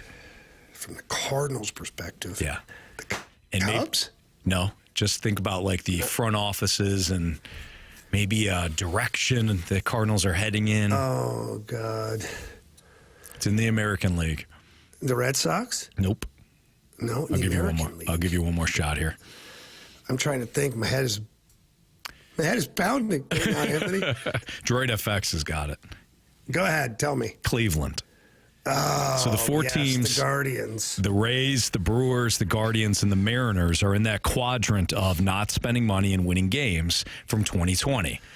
So what the Cardinals have done, if we're just going to take this graph, they go, well, we're not the Dodgers. We're not going to spend like the Dodgers, the Braves, the Astros, the Phillies, the Yankees, the Padres, the Giants, the Blue Jays, the Mets. We don't want that. But wait, these other teams are winning games, so let's just do what they do. They are copying the Guardians and the Rays model, and for for all intents and purposes, the Brewers model. But hey, you have to be smart. You have to know what you're doing. You have to develop. You have to be able to spot gems on other rosters when those guys aren't really playing. That's what the Brewers do. That's what the Rays do. And then when they know that Randy Arozarena is tapped, they move on. That's what they do. The Rays pick your pocket, and when that player's no longer valuable to them or has superseded the value, they move on. They're smart that way. They know what they're doing. So if you don't want to spend money, fine. But you better be able to do what the Guardians and the Brewers and the Rays do, because there's a big component there. Not spending, but winning. You don't want to spend, fine. You want to spend big. You want to go up with the Dodgers and the Phillies. I get that. I think that's reasonable. You're not going to be that team. You're not going to be that organization. Fine. You want to be Cleveland? You want to be Tampa? You want to be Milwaukee and Seattle? Those teams have won a fair amount since 2020. So this is going to be really interesting, Jamie. They have made their bed with the decision of this is the route we're going in. I don't think it's a bad approach, but you better win too. And that's a ... We'll see. We'll see what happens. And I do think we have to be a little patient with this because it is a new philosophy. Go ahead. You literally just echoed. What I was going to say is that if nothing else, the Cardinals have bought themselves a year at least, maybe two, depending on how angry the fan base is, of whatever we get because we're going to youth movement. We're looking to develop and get our young guys going, all this thing. So they finally messaged it. But again, I hate to be that guy, but the messaging is actually stale at this point because you're still dealing with Nolan Arenado. Right. So the messaging of this youth movement and all these awesome things that they're talking about and the momentum that they're getting from telling all of what they're trying to do and accomplish, it runs into a brick wall when you're still hanging on to a guy that's making $25 million, $74 million over the next 3 years. Right. And you want to move on from him, but you can't because he won't leave. And so all the focus goes back to that now. And then how can you truly advance your youth movement when you have somebody who's blocking some of your young players? Very true. Yeah, great point. Droid FX says those four teams haven't won a World Series, and Brandon said, I was about to say the same thing. They win, but they lose when it counts. Fair. I'm not even necessarily talking about that. I'm just talking about like the Cardinals' approach to things, like from the Cardinals' viewpoints. That's the route they're going. When's the last time the Cardinals won a World Series? 11. Yeah, it's been a while. It's been a while. It has. It's been a long time now. It has. Yeah. It's been a long time that they've been truly competitive. I know they made the NLCS the 1 year, but they were just there in uniform. They participated-ish in that NLCS. I mean, come on. I mean, let's put it it's a hell of a team they ran into, but still. Let's put it in perspective, Jamie. Since 2011, the Cubs and the Royals have won World Series. I couldn't drive the last time the Cardinals won a World Series. Oh, boy. I was not legally able to drive a car by myself. Had to go that route, didn't you? I'm just saying, that's a long time. That is a long time. But did you drive anyways, Marshy? Without a parent in the car with my permit? Absolutely not. Okay. He's smiling. He's smirking. No, Jamie. I didn't. Yeah, we'll check. No, I didn't. We'll check the tapes on that. Okay. Yeah, bacon-wrapped wiener said the Royals went to 2. They did. They nearly won the 1. They went to Game 7, then won the following year. All right, it's Fastlane on 101 ESPN. Jamie's got 87 keys to victory tonight for the Blues. What? And we'll light the lamp next on 101 ESPN.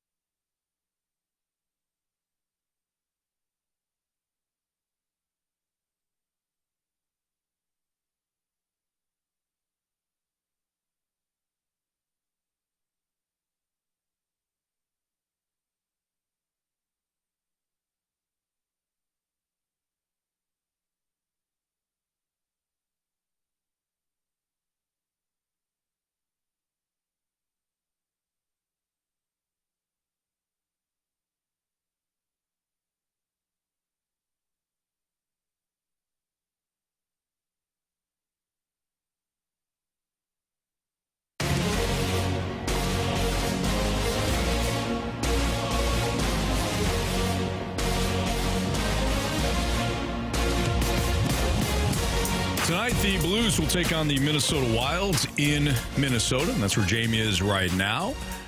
Joins us for the next 10 minutes or so. And Jamie, I know you got 87 keys to victory tonight for the Blues as they take on the Minnesota Wild. Yeah, I did, Anthony, but I looked at the clock, and since we've mismanaged the clock here as a team, I'm going to cut it down a little bit, okay? We've actually done a really good job with the clock today. Yeah, really good. Yeah, we're only about 6 or 7 minutes off. It's fine. It's fine. Because Gauntlet coming up next, of course. That's right. That's right. All right, so the keys tonight for the Blues. Look, you need to establish that offensive zone time again. I felt like by the time you got that to that point last game against Columbus, it was too late. So get the pucks in deep, make these guys turn and go get it. They're missing a couple of key defensemen. They got Spurgeon out, Middleton out. Let's really force some of these young guys to go back, get the puck, and play on their own end. Next key is own the net fronts. This is a team that likes to battle, get bodies to the net. So from a defensive standpoint, you're going to have to do a really good job of clearing out the crease. And on the flip side of it, you want to make sure that you're getting pucks and bodies to the net as well and winning those battles. I think you got to win the special teams battle tonight. It's about time you start winning some of these special teams battles. One, try not to take any penalties. Play disciplined hockey. But two, when you get the power play, you've got to make it hurt at this point. You can't just go 0 for 3, 0 for 4, and what that does, it just generates too much momentum for the other team, and then they don't play scared at all. They're not afraid to take a penalty. You got to make it hurt when they take a penalty. I do think it's important for my next key that you win the first period. That's kind of been a good omen for the Blues here in the last, since Christmas break, is winning the first period helps them, at least scoring anyways first, has led to them winning more games than not. So winning the first period would be a good one. Take advantage of a depleted roster, too, here in Minnesota. They've got a lot of guys on the IR, including their best player in Kaprizov. Don't let a night like tonight bite you in the butt because you weren't ready to go. Take advantage of some of the rookies and some of the inexperienced guys that they have in the lineup. And again, go back to my second key to this game and it's the last key, it's lots of chaos at the net. Talking to Jake Neighbors this morning, he's been a little bit snake bitten. He's going to be in that paint causing chaos. He's wanting one to go in off his leg, his butt, his face. He doesn't care. And I think that's a great way to approach this game, is turn it into that gritty playoff style game, because I think the Blues got a better team that way. Those are my keys. All right, there you have it. Time to light the lamp now. When a couple of guys can really shoot the puck. Shoot! I must confess you scored first. Well, who was the first person? Breakaway! Shoots! Score! We got hockey to learn. All right, Marsh, what's the latest standings here? Yeah, you don't want to know. Why not? You don't want to know, Anthony. You don't want to know. What happened? Well, Anthony. Carey got a hat trick. Yeah. Who did? Carey. Who do you have? He had your guy. Are you kidding me? No, you even texted in our group chat. Oh, that's right. You were upset. Oh, I said, how could you, Carey? Yeah. How could you? Yeah, that's right. I remember now. Yeah, so Carey now leads with 12 points. Wow. I'm right behind him with 10. Jamie has 7. Anthony, you have 3. I had 3 when I left. What happened? Yeah, He didn't score. So good. Who are you guys giving me? We gave you good players. We gave you Booch. We gave you, we gave you Booch Booch a couple hasn't times. scored like all year. Yeah, but it was like one of the last guys you picked, so we just kept giving them to you. That's awful. That's awful. No, we gave him Holloway one night, but Holloway didn't score. Yeah, we did actually. Thanks, Jamie. Thanks for at least giving me one guy. Trying here, buddy. Okay. Put your picks in. Just saying. Yeah, no, you're right. I have nobody to blame but myself, but still, you gave me Booch. I mean, whoa. I'm just saying, he may never score again. All right, we're gonna give Carey Pavel Buchnevich. Yes, Carey's taking Booch. Yeah. Watch Booch is going to get a hat trick tonight. Yeah, he probably will. He probably will. I'm going to take Jake Neighbors since Jamie just said all those nice things about him. Damn you, Andrew. By the way, Paul says we get the joke. 87 keys to game, not so funny every day. So let's. Paul, I'm sorry that you don't have any laughter in your life. That sucks. What? I think Paul brings up a good point, though. What's he talking about? Let's just cool it on that joke, okay, guys? That's a joke? Yeah, you're right. Well, we're the joke for continuing with said joke. Well, I have it on the rundown, 87 keys to the game. It's not my fault Andrew, that Jamie is it's not funny anymore. He's ruining the rundown with the damn clock. Guys, Paul doesn't want it, therefore we'll eliminate it. Thank you. You know what? No, I think we should make more jokes. I'm with Paul. All in favor? Aye. Whatever. Okay, who's up? Jamie. All right, I'm going to go with Dylan Holloway. Oh, my God. First opportunity for me He took my guy. He took my guy. So you take mine? Anthony. Yeah, so crap flows downhill, buddy. Sorry. Right. Jordan Cairo. He's pretty good. He scored. At least he scores sometimes. Kind of good guy. It's not like we gave you Brandon Crawford. Like, come on. I'm just saying, Booch hasn't scored much. Brandon Crawford. Why is he taking a stray? Well, because remember we gave somebody Brandon Crawford one day for the home run when they weren't there. I actually think He almost hit one. Crawdaddy off the no, bench. I actually think that somebody gave me Brandon Crawford and he hit a home run. Oh, God. That's when it's really bad. Yeah, no, I'm pretty sure that happened. I'll have to double check. All right, Jamie. Hey, you have yourself a great call tonight, and we will see you someday. I don't know. No, I'll be in tomorrow, guys. Full show, baby. In the studio? Right there. Wow. We're excited then. We're going to see you tomorrow night. Yeah. Can't wait. Yeah. So the text line saying there's 88 keys on a piano. Was that the joke that they thought we were talking about? Yes, that's exactly what we were. Yeah, but there's always one that doesn't work. Because that would you're make playing sense. the piano and you hit that clunky one. It doesn't. Yeah. It's broken. Mm-hmm.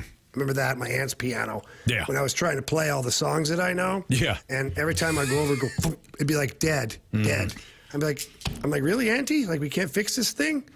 And that's when I quit playing the piano. And that's it. And now we'll never know how great of a pianist you actually are. You're 100% right. Yep. Jamie, we'll see you tomorrow, buddy. You got it, bud. Gauntlet next on 101 ESPN.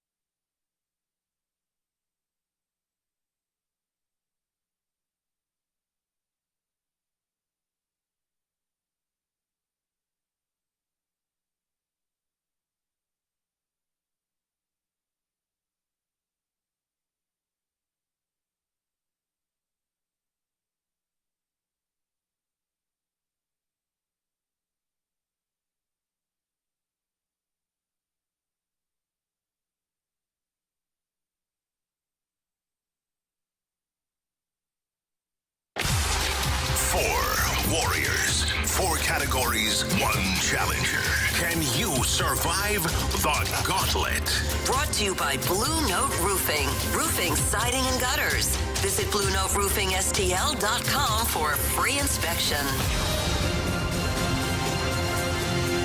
Time for the Gauntlet here in the Fast Lane on 101 ESPN, where it's 4:02. Your time check brought to you by Clarkson Jewelers, an officially licensed Rolex jeweler with Andrew Marsh. I'm Anthony Stalter, and we welcome in Mark. What's up, Mark? Hello, boys. How are you doing? We're doing great. We appreciate you listening to the show. Thanks for playing. Is this your first time? Yes, sir. It is. Yeah. We appreciate that. Thank you. Mark, would you like to take on Marsh or me? Well, Marshy's a beast, man. All you guys know all your stuff. He's but Uh-oh, Mark, you're cutting in and out. Okay, I'm sorry. That's okay. I haven't moved. I'll take Marsh on. All right, you're going to take Marsh. That's okay. You can move. All right, so you're going to take on Marsh. So Marsh is going to hand me the code words here. Launch codes. Thank you. Hey, Marshy, please. What are you hoping for? I asked Marshy to be nice to me today. I would like to have hockey or random. Okay, well, tell Marsh to spin that wheel, and we'll find out what you get. Marshy, spin that wheel, buddy. Marsh is going to get out of here. So you're hoping for hockey, Mark? Yes, sir. I just hit myself in the eye with those launch codes, by the way. I'll take anything, no matter what happens. Football, I grew up, I was born in 58. I grew up a big Red fan, and we've lost 2 football teams, so I'm not up on football like I'd like to be, but okay, what do I have? You got hockey, Mark. Seriously. Seriously, you got hockey. So you got what you wanted. You wanted hockey. You're getting hockey. And you're going to get an opportunity to take down Marsh today in your first round of the Gauntlet. So, Mark, as you know, you're going to get the 4 questions. Each question is worth 2 points unless you ask for the options. If you ask for the options, those questions are worth 1 point. Are you ready? Yes, sir. All right, here we go. Question 1. In his career, against which team has Alex Ovechkin scored the most goals against? In his career, against which team has Alex Ovechkin scored the most goals against? Okay. Let me just make it. That'd be East Coast team. I would say.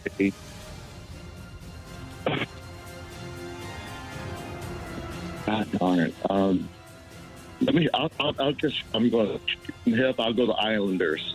Islanders? Yes, sir. Final answer? Yes, sir. All right, question number 2.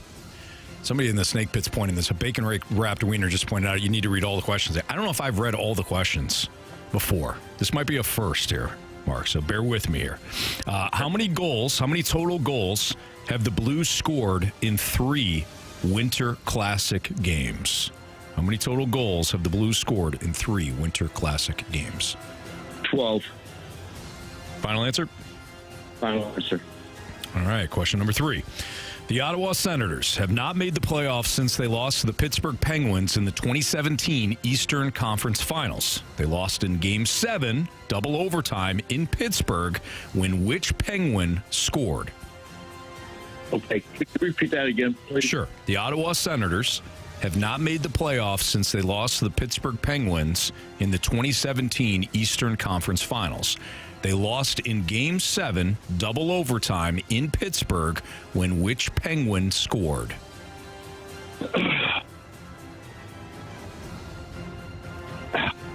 And you can ask for the options, too. I know. I'll go Malkin. Final answer? Yes, sir. All right. Final question for you, Mark. That same year, the Penguins went on to defeat the Nashville Predators in the Stanley Cup Final. Which Penguin won the Conn Smythe Trophy for MVP of the playoffs that year? They have to be, well, I think it would be, oh, man. The captain, what? Oh, man. Sidney Crosby. Final answer? Yes, sir. All right. We're going to Welcome back, Marsh, here from the Cone of Silence. Mark, how you feeling? I don't know. Okay. Good, I really don't know what to feel. It's like I'll be curious to see what Mark are. Well, he's pretty strong at all sports, specifically hockey. I know. Yeah. All right. Marsh is back from the Cone of Silence here. Marsh. Is it hockey? It's hockey. Oh, that's what Mark wanted. That's what Mark wanted. Marsh, you're tremendous at hockey, so likely have a good gauntlet here today. By the way, have you ever asked all 4 questions before? Yeah. This is the first time I've ever done this. It's super weird. It's super weird. Because asking the questions isn't weird, but once you go over the questions after both of us have gone, that's when it becomes weird because you're like, the correct answer is... Oh, that's right. I got to answer. And it's blah, blah, blah. Wow. Like, it is a little weird. Well, we'll get to that in a couple of minutes here. Marsh, are you ready? I'm ready. All right, pack a lunch, kid. Question 1. Thank you. In his career, against which team has Alex Ovechkin scored the most goals against? Jeez. I had the options. The Pittsburgh Penguins, the New York Islanders, or the Winnipeg Jets?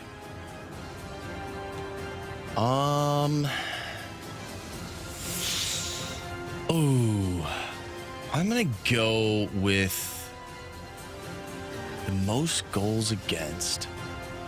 I'm going to eliminate the Jets just because they only play them twice a year.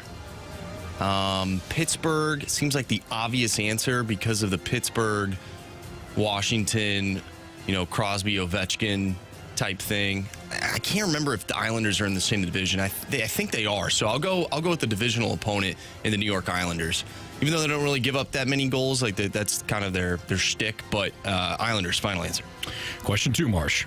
How many total goals have the Blues scored in 3 Winter Classic games? Ooh, good question. Okay, so they scored. Let's see. They scored. Oh my gosh, they scored 6.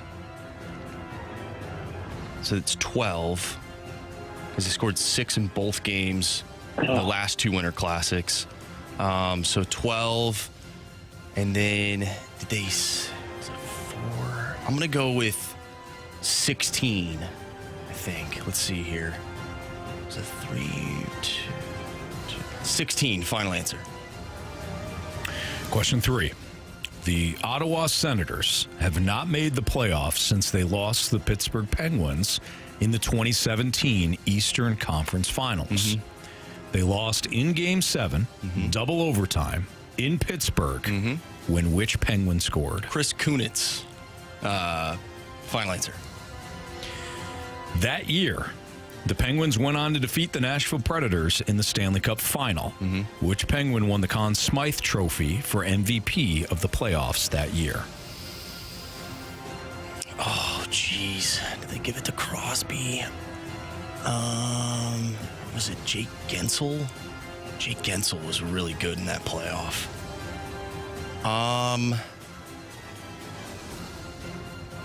Give me the options.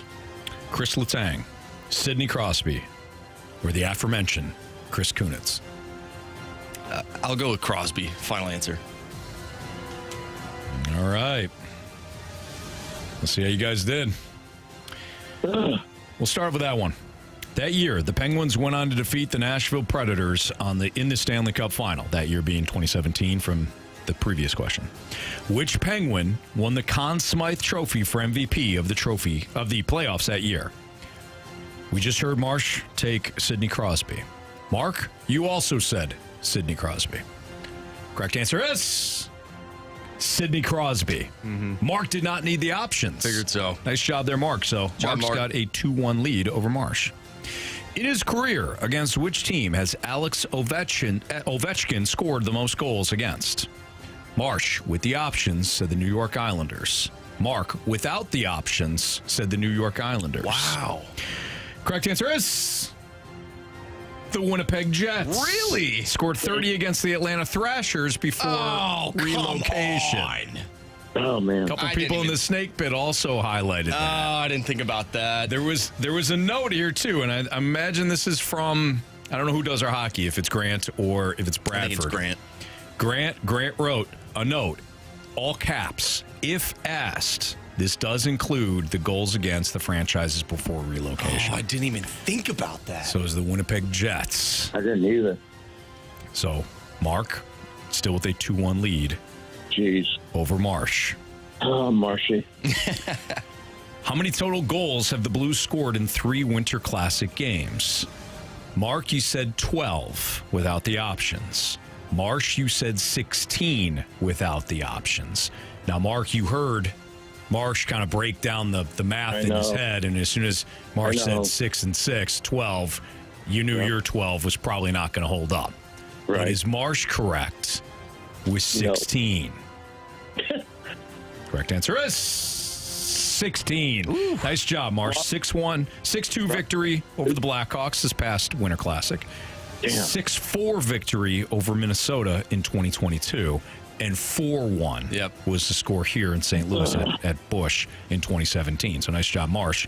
Marsh has taken a 1-point lead. Comes down to this.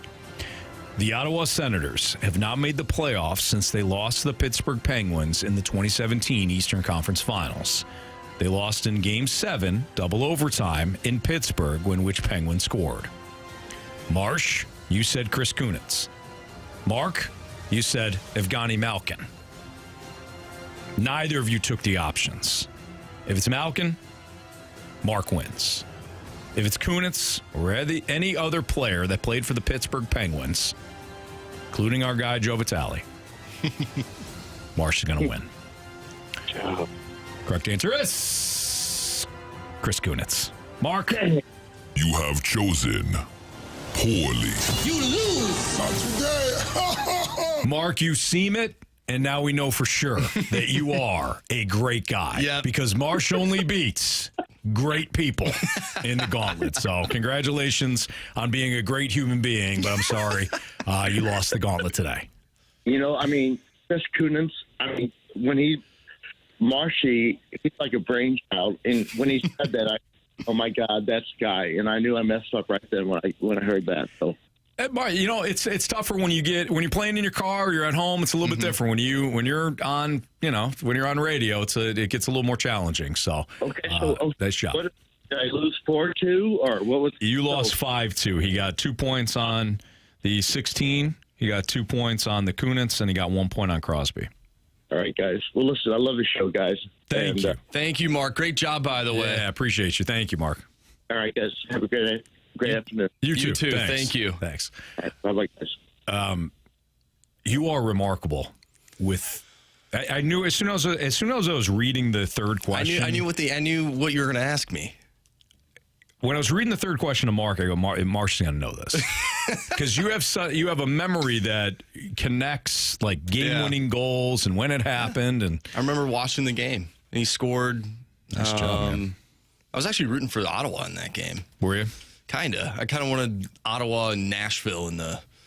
I don't know. I thought it would have been weird. That would have been a terrible Stanley Cup. But I was kind of rooting for him. Fair enough. Nice job, Marsh. You win in hockey. You send another good human being. I know. Home. And boy, Mark was a really nice guy. There's no a lot of nice people helping me out, getting me out of the snow. Yeah, it's probably Mark. Yeah. Well, there was another person that helped me get home. I got stuck again. Yeah. Yeah, that was probably Mark. Marsh is getting stuck left and right here. Yeah. All right. So, the Athletics of all teams, are they actually doing some things in a smart way after, terrorizing their fan base with a whole bunch of just bad karma? We'll explain next on 101 ESPN.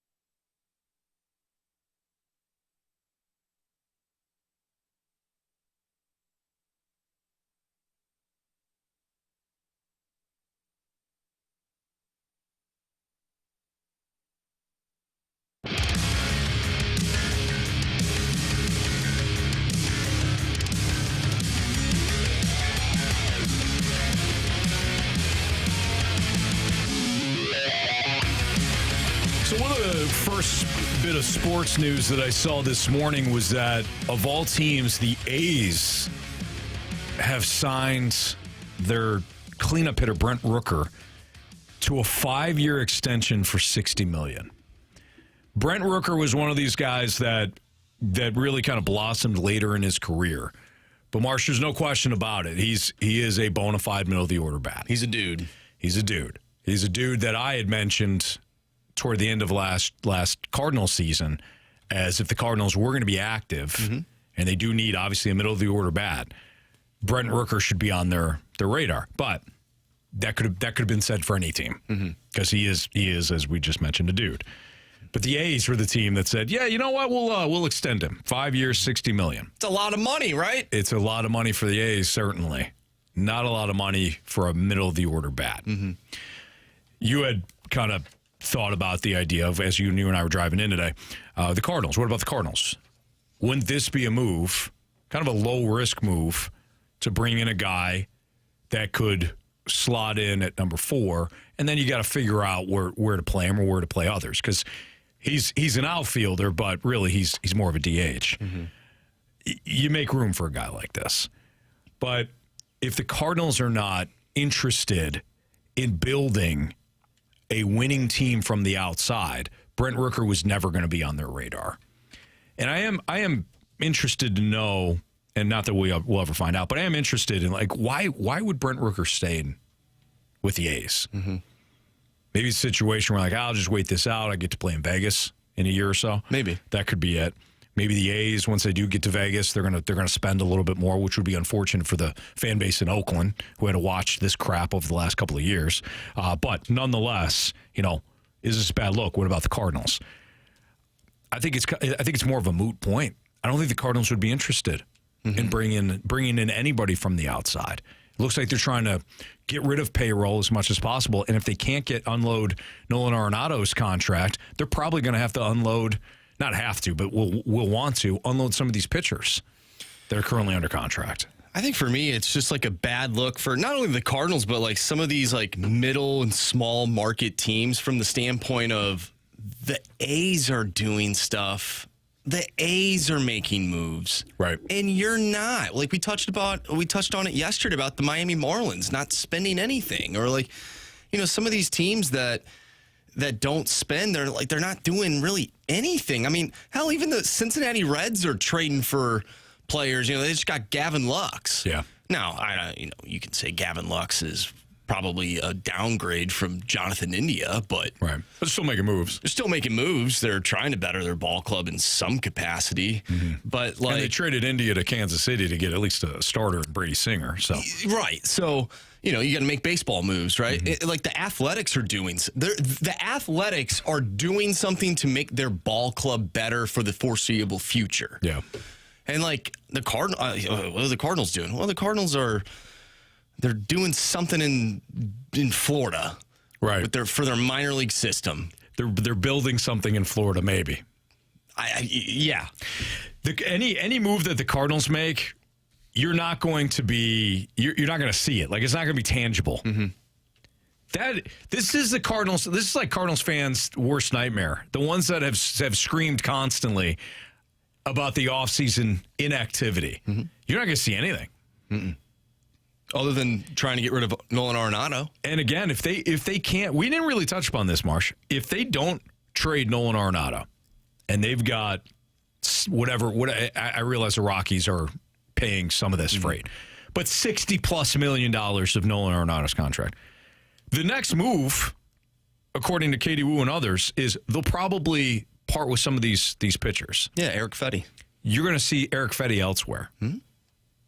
They're going to continue to get money off the books. And why? Because gate revenue is down, or their projected gate revenue is down. And why is that? Because they put out a bad ball club. They put out a mediocre product that people no longer were buying just because it said the Cardinals on the jerseys. So their gate revenue is going to be down. The TV revenue is going to be down. They took a haircut on that. So now they're trying to get money off the books. And what you get is you're watching other teams make moves, including the Oakland A's. Cardinals are going to add anybody. And the 618 brings up a great point, and I agree. The A's are a more exciting team to watch than the Cardinals. They had a top 5 record post All-Star break last year, plus they have to stock up to compete year 1 in Vegas. Yeah. So I get it. Like, I understand. They got Severino in the offseason as well. Like, they're making moves to better their ball club. Mm-hmm. And I just think from the standpoint of they are making moves. The Athletics, who have done nothing, they had a possum in their ballpark. Should have been our possum, but yeah. Should have been ours, but the deal didn't go through. Mm-hmm. Pending physical, it didn't work out. Yeah, the possum didn't pass the physical. I just think it's embarrassing. And maybe the A's are on the rise, right? Maybe they'll be a good ball club this upcoming season. I doubt it. I'm sure they'll be kind of what they were, a little bit better. Mm. They do have some promising young talent. They always really have. They just get rid of them. Yeah, true. They're like a minor league feeder team to exactly. the Yankees. That's correct. Are you... I'm stuck here because adding with how the Cardinals have approached free agency in the past has always been lame. Mm-hmm. I never agreed with some of the moves they made. I always highlight the Dexter Fowler one. I think Dexter Fowler was the poster child of how the Cardinals do business. Mm-hmm. They wanted to move Matt Carpenter from the leadoff spot down in the order, even though Matt Carpenter had most of his success from the leadoff spot. They wanted to move him down. They needed a leadoff hitter and a center fielder. So they went to the top of the market. They went to the top of that market. Mm-hmm. And they got Dexter Fowler. They brought in Dexter Fowler, and they gave him an extra year to ensure that they would have a center fielder and a leadoff hitter. And they overlooked the fact that Joe Madden was playing Dexter Fowler at the wall. Dexter Fowler was basically in the ivy at Wrigley Field because they knew he couldn't go backwards. Yeah, the guy hit a home run in Game 7 of the World Series, so he gave him, 5 years? They gave him an extra year. Gave him an extra year. Had one good year here. That's how they approach free agency. It was just, what do we need? Here we go. All right, we'll go get this in free agency. And I think it appeased some of the fan base until you realize you want the right player. Mm-hmm. So when I say I'm kind of caught in between here. I understand that Cardinals fans are going to be frustrated, like yourself.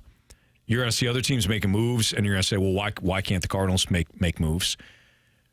But if you do want a sustained winner, you're going to have to do it via the draft, finding young guys, cost-controlled talent, and then add once you have the foundation in place. So they're almost kind of starting over from that standpoint, which I think is necessary. So I think my frustration comes from, and it's not, like, I agree with what you're saying. I don't like when they sign just average baseball players and then, hey, you're going to be our starting whatever. Yeah. I'm done with that, and I'm cool that they're not doing that. I think my frustration comes from, and maybe I shouldn't look too much into the past, because it's not good for you. But the frustration comes from things that have happened in the past where it's like this whole situation could have been avoided if you just were smarter, like in the past. Sure. And so that's where the frustration is. And I think what really bothers me, and I think before, like, I knew they were never going to get any of these big-time players. But it's fun to think about maybe they could. I mean, they got Wilson Contreras. He's a big-time name, like, But they've botched that. And they have.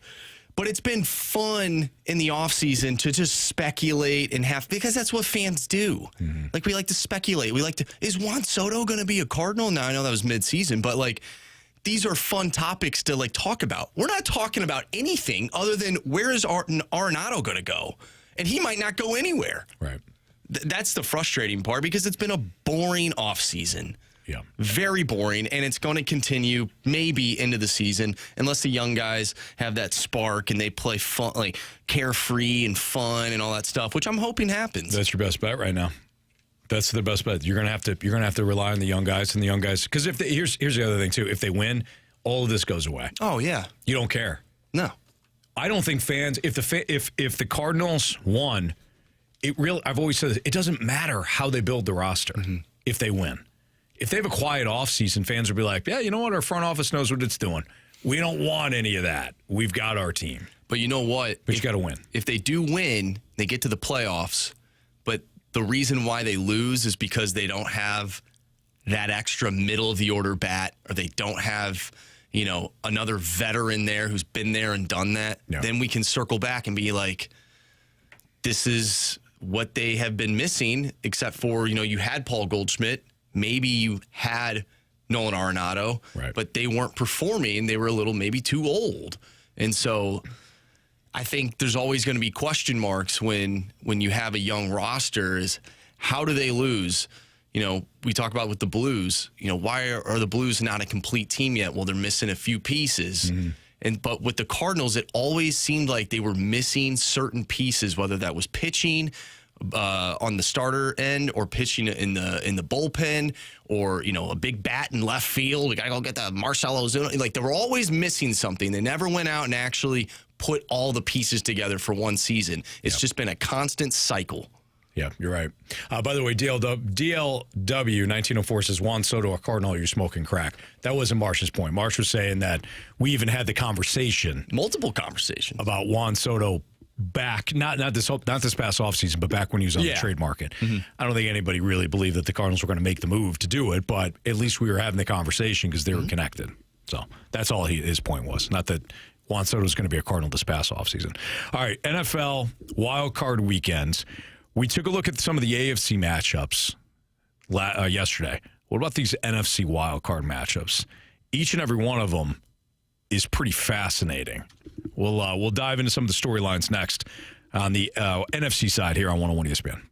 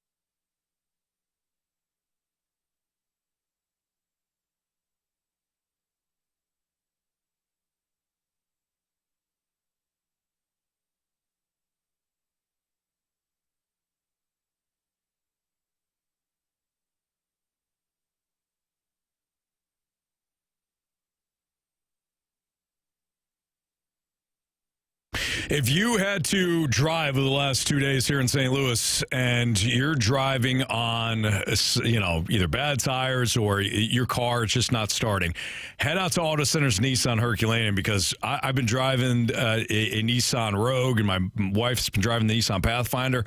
Handles the weather just fine. And we got both vehicles at Auto Center's Nissan. They have their New Year, New Keys sales event going on. Over 700 new and used vehicles all in one location.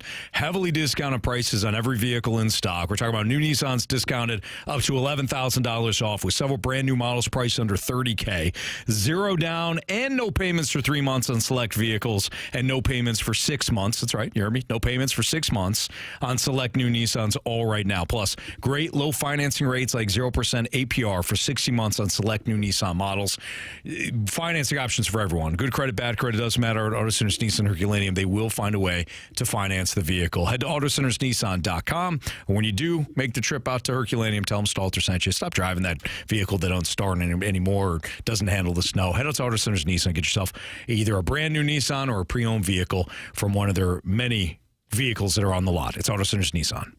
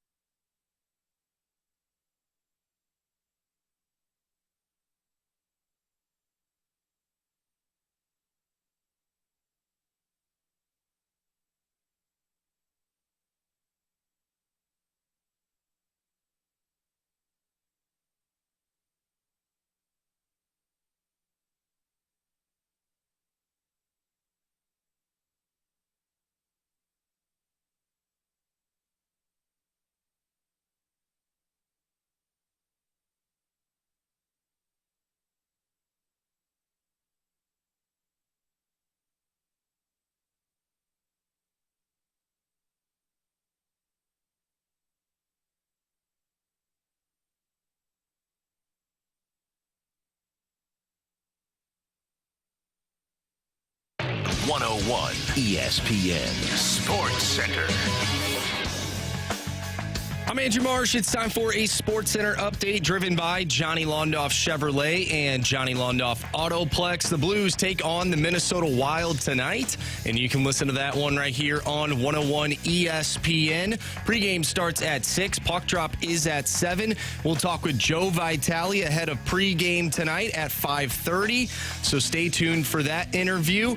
But coming up next, we're going to talk about the NFL. We're going to dive into some of these matchups in the wild card round. We'll also preview some of the things that we should look forward to this upcoming weekend as it pertains to maybe Jalen Hurts and the Commanders as they take on the Bucs. I'm Andrew Marsh, and the Sports Center update is driven by Johnny Londoff Chevrolet and Johnny Londoff Autoplex. See them at londoff.com. Chevy, together we drive. Are you kidding me?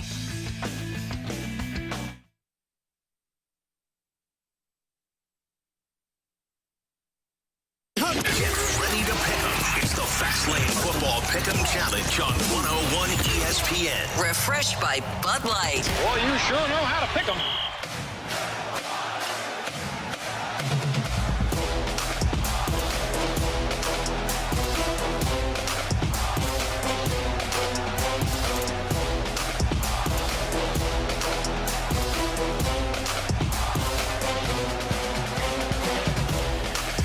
Yeah, so we tied the Rizzuto show in the Pick'em Challenge.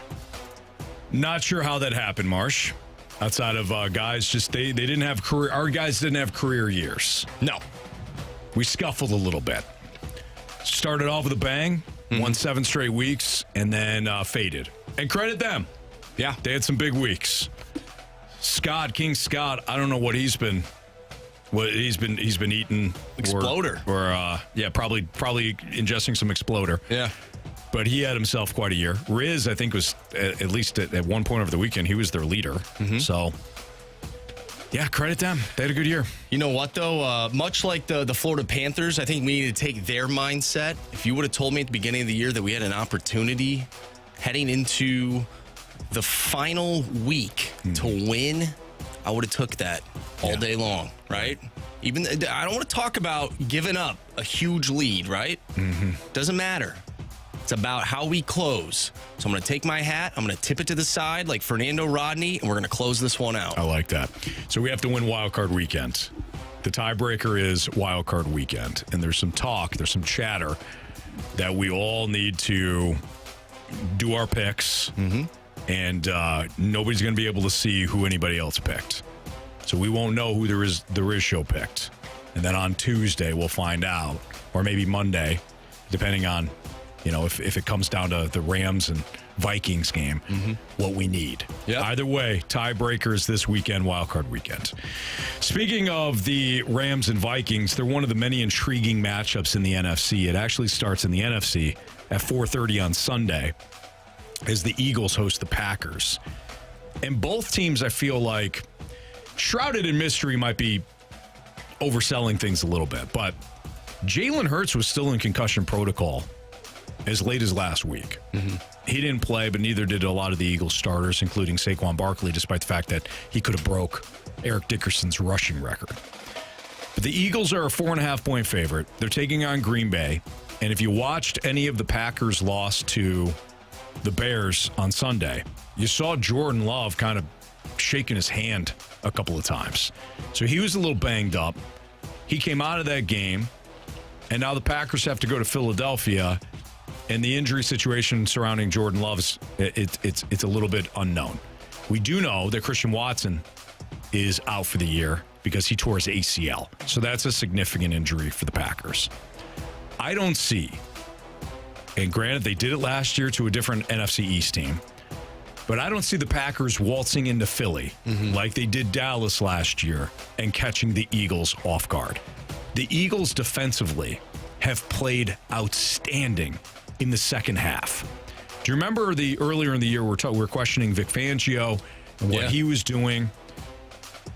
Something clicked for the Eagles on that side of the ball, because over the last couple of weeks they held the Giants, and I realize not all these opponents are juggernauts, okay? But the Giants scored 13, against the Eagles. The Cowboys 7. They did give up the 36 to Washington. That was the one blemish in the second half. Held the Steelers to 13, held the Panthers to 16, held the Ravens to 19, held the Rams to 20. If you go back to week 11, they held that same Washington team in Philly to 18. Defensively, the Eagles are sound, and they can run the ball. I don't think not being able to throw is going to hinder them this weekend, if that is the case. I think they can win with their defense and Saquon Barkley and beat this Packers team that, I don't know, there's been... They have not seemed... The Packers, they don't feel like they're firing on all cylinders right now. Yeah, I think if the Packers are going to win, they have to establish the run, and it's got to go through Josh Jacobs. That guy is an animal. Like, he's good. Mm-hmm. But if you have to rely on Jordan Love tossing the ball around the entire game and make him throw too much, I think that's where they could get in some choppy waters. But playoff Jordan Love's pretty good.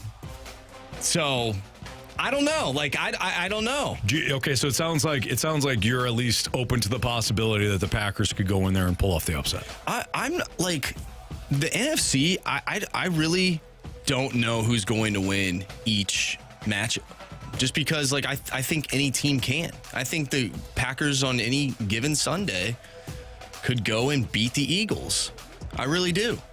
So, all it takes is one kind of blow up from the Eagles sidelines or like a little miscommunication for them to fall apart. Like, I know that when they're good, but when they're bad, like, you can see it. Yeah. It only takes one game. So this is also a rematch of week 1. These two teams met in Mexico, and the field conditions were not great. Right. Being a shootout. I don't think you could really take anything from that game.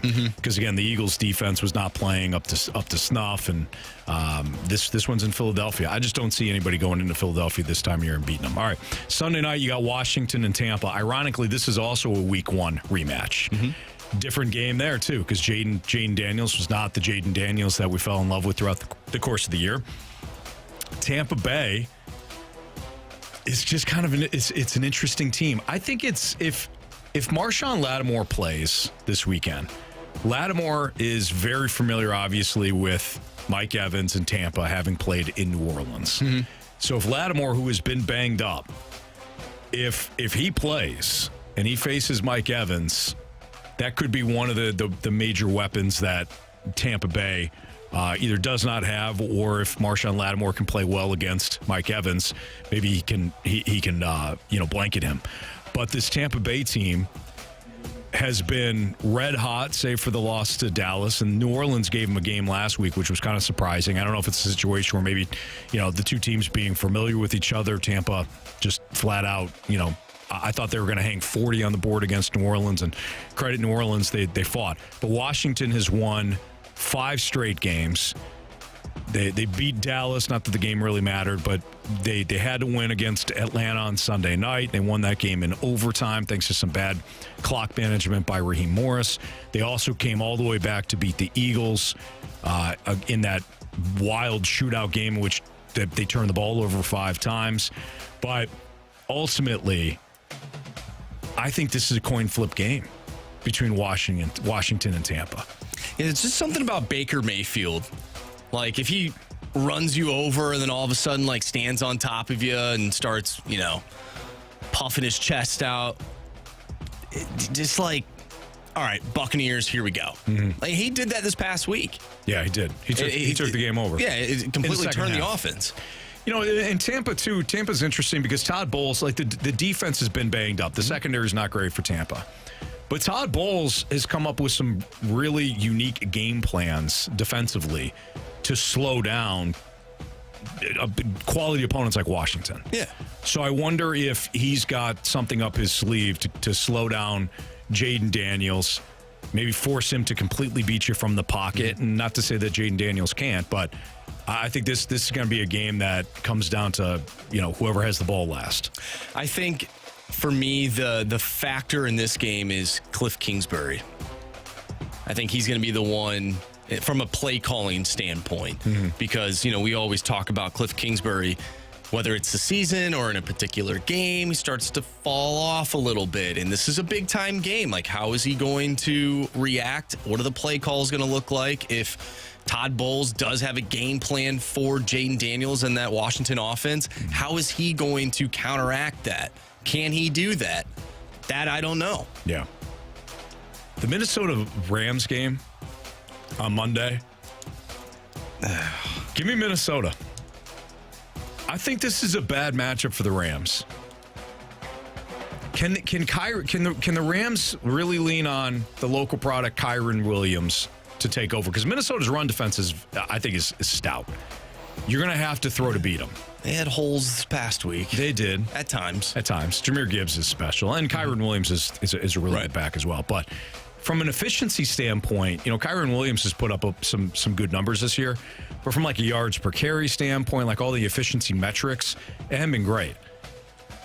But where I think this game is won or lost for Minnesota is their weapons offensively match up very well against the Rams defensively. But is Sam Darnold going to look like the version that showed up in Detroit the other night? That's because if that's the case, then forget it. The Vikings can lose to anybody. I think that, and I said this yesterday, and maybe I was just coping, but I really do think now that I have taken a day to really process everything that happened, I think the Vikings needed to lose. Like, they needed to lose. I think Detroit, they needed to win that game more than the Vikings did. From a standpoint of, we need to rest our players. Yeah. They were at home. They had the crowd. I do think Detroit's the better team, so they won. Yeah. I do think the Vikings, though, I think they needed to lose. I think Sam Darnold needed to get that game out of his system because it was coming. It was coming. I'd rather it happen in that week than happen in the playoffs. But I think that Kevin O'Connell is really going to draw something up for that offense. And I don't know if they'll win, but I think it'll be a good game. You're going on the road. Maybe it'll be a home game because I don't know what the Los Angeles fan base looks like. Right. It's very sparse, So, and Minnesota fans, they travel well. So I'm excited to watch it.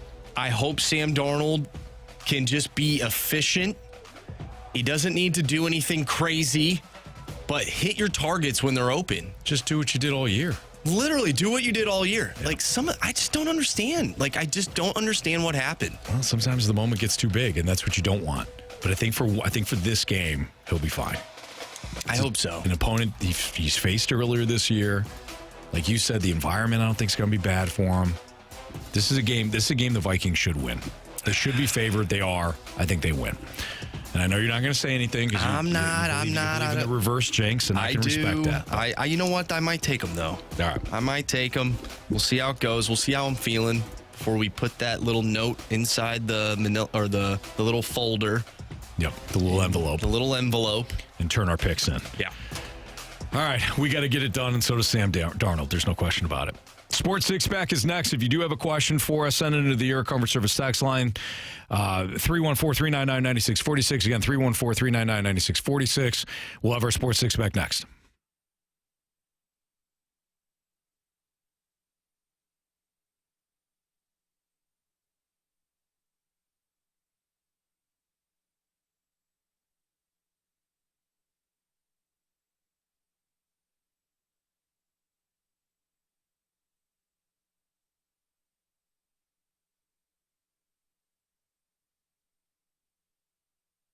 We've all had hunches about certain players in big games. If you don't play at Underdog Fantasy, though, how are you going to cash in on those hunches? Underdog is the best place to cash in on your takes throughout the NFL playoffs.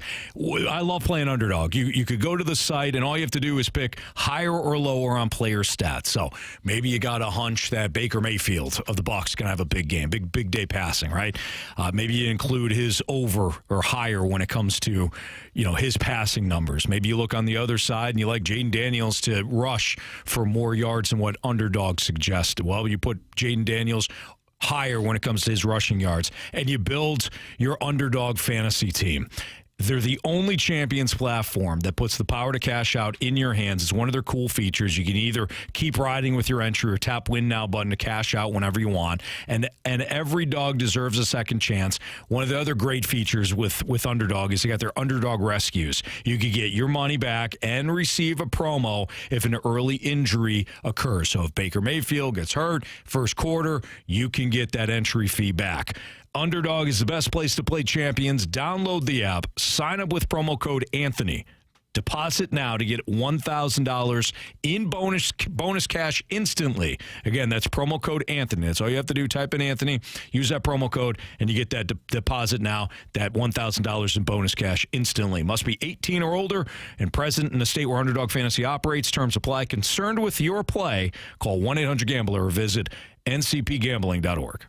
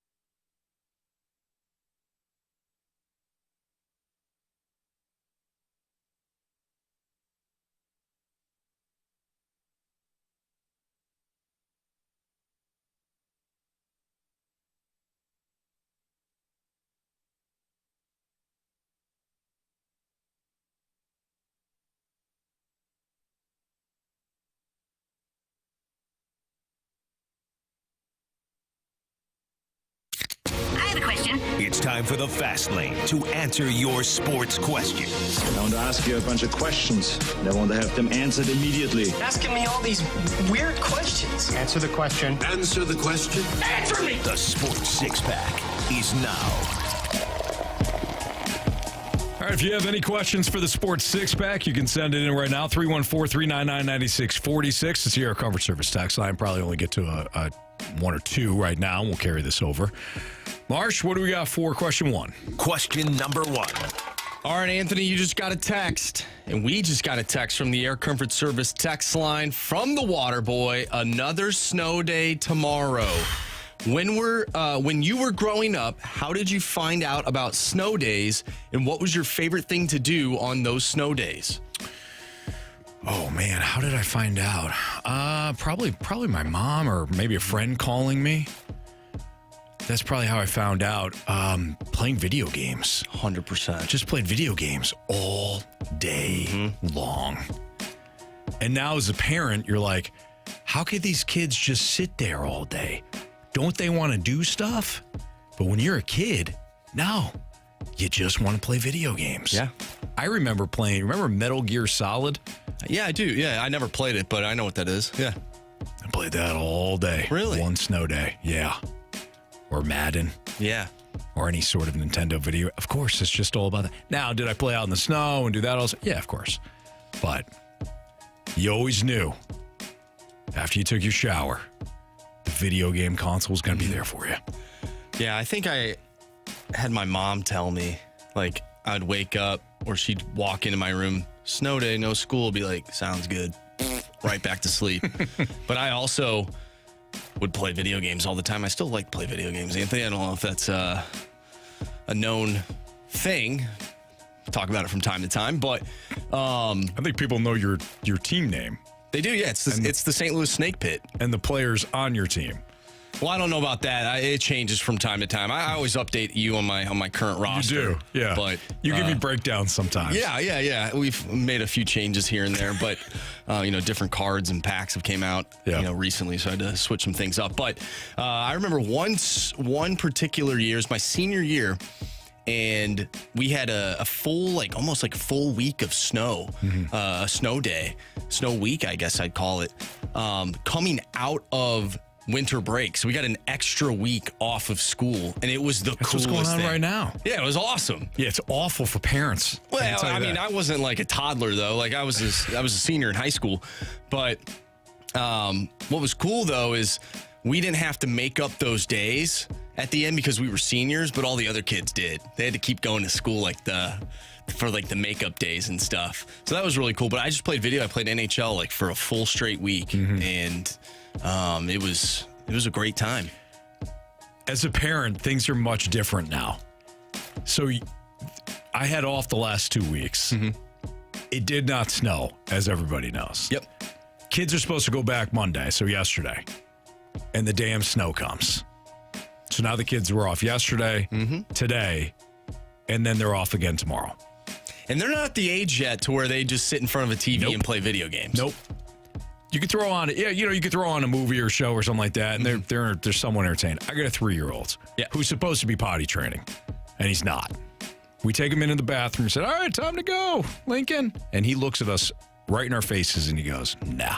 This isn't the trash can. He goes, I'm not doing right. That was killing him. Oh, that's right. And he was already potty trained at that point. But yeah, it's been a little rough. Kids going a little stir crazy right now. So when I got that text message that school's closed yesterday or for tomorrow, I looked at Marsh and I go, it's happened again, Marsh. Man, I have no idea what I'm about to walk into when I get home.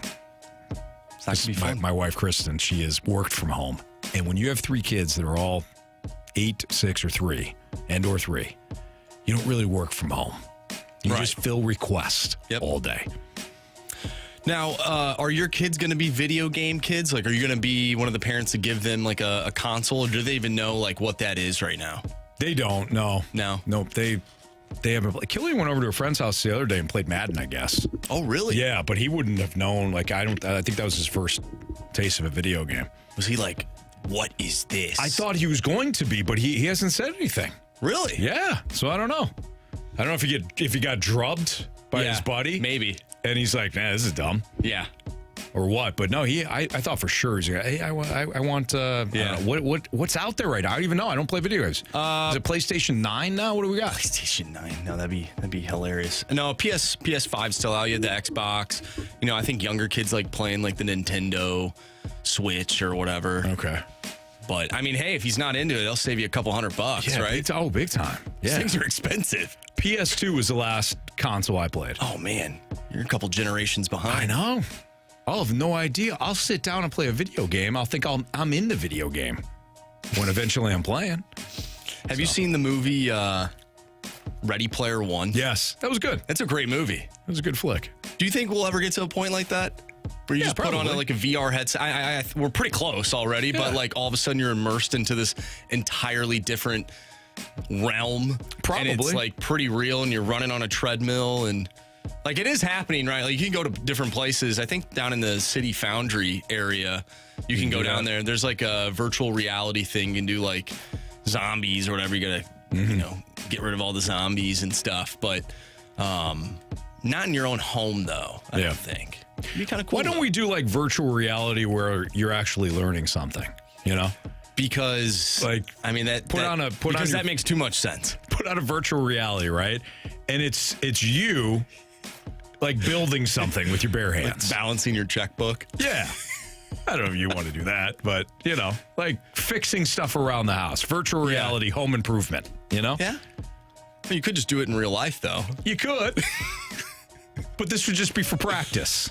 So you're not screwing something up. Well, I don't really like the way my house is looking. Let me go to my Sims character real quick because I live in a multi-billion-dollar home. I built with my hands. Can you actually do that? No. No, I can just do it in my sim worlds. You can do it in Minecraft. All you just hit a button and he just kind of chops at it. And you just There's a movie coming out with that. Jack Black's in it. Oh, that's right. We saw that. We went to see Moana 2. Yeah, how was that? Took the kids to Moana 2. I thought it was not good. Really? Yeah, I thought Moana 1 was way better. I watched Moana, the first one, for the first time a couple weeks ago. You didn't like that? Yeah, it was all right. Yeah, second one, I'm like, I don't know. It was not a fan. No, it was fine. The soundtrack for Moana 1 was solid. Oh, no, the soundtrack was good. The second one, I'm not feeling these songs. Well, there's some movies like you can't replicate what the first one did. Mm-hmm. There's only a few franchises that have done it right. Toy Story, but even so, they kept making more, and it's like, it's not as good as the first, like the Tobey Maguire Spider-Man 2. Yeah, no, that's a great movie. Oh, that one's good. Yeah, that's the one where Dr. Octopus. Yes, yeah. Even Home Alone 2. I liked Home Alone 2. Home Alone 2 is solid. Absolutely. Lost in New York. Christmas Vacation. Excellent. Yeah. You're Godfather. I mean, you're listening to the best ones. I'm a Die Hard. Die Hard, solid. The third Die Hard is fantastic. And they have like Jurassic Park 2. Well, Jurassic Park's. I mean, that's tough. See, that's tough, right? That's in another hemisphere. But I like The Lost World, Anthony. That was a good movie, in my opinion. The Lost World, yeah. Yeah, I liked it. I like when the T-Rex was, inside the city. You did? I did. Yeah, see, I didn't like that. We hadn't seen it before. Better than what they previously just did. Oh, the Locust.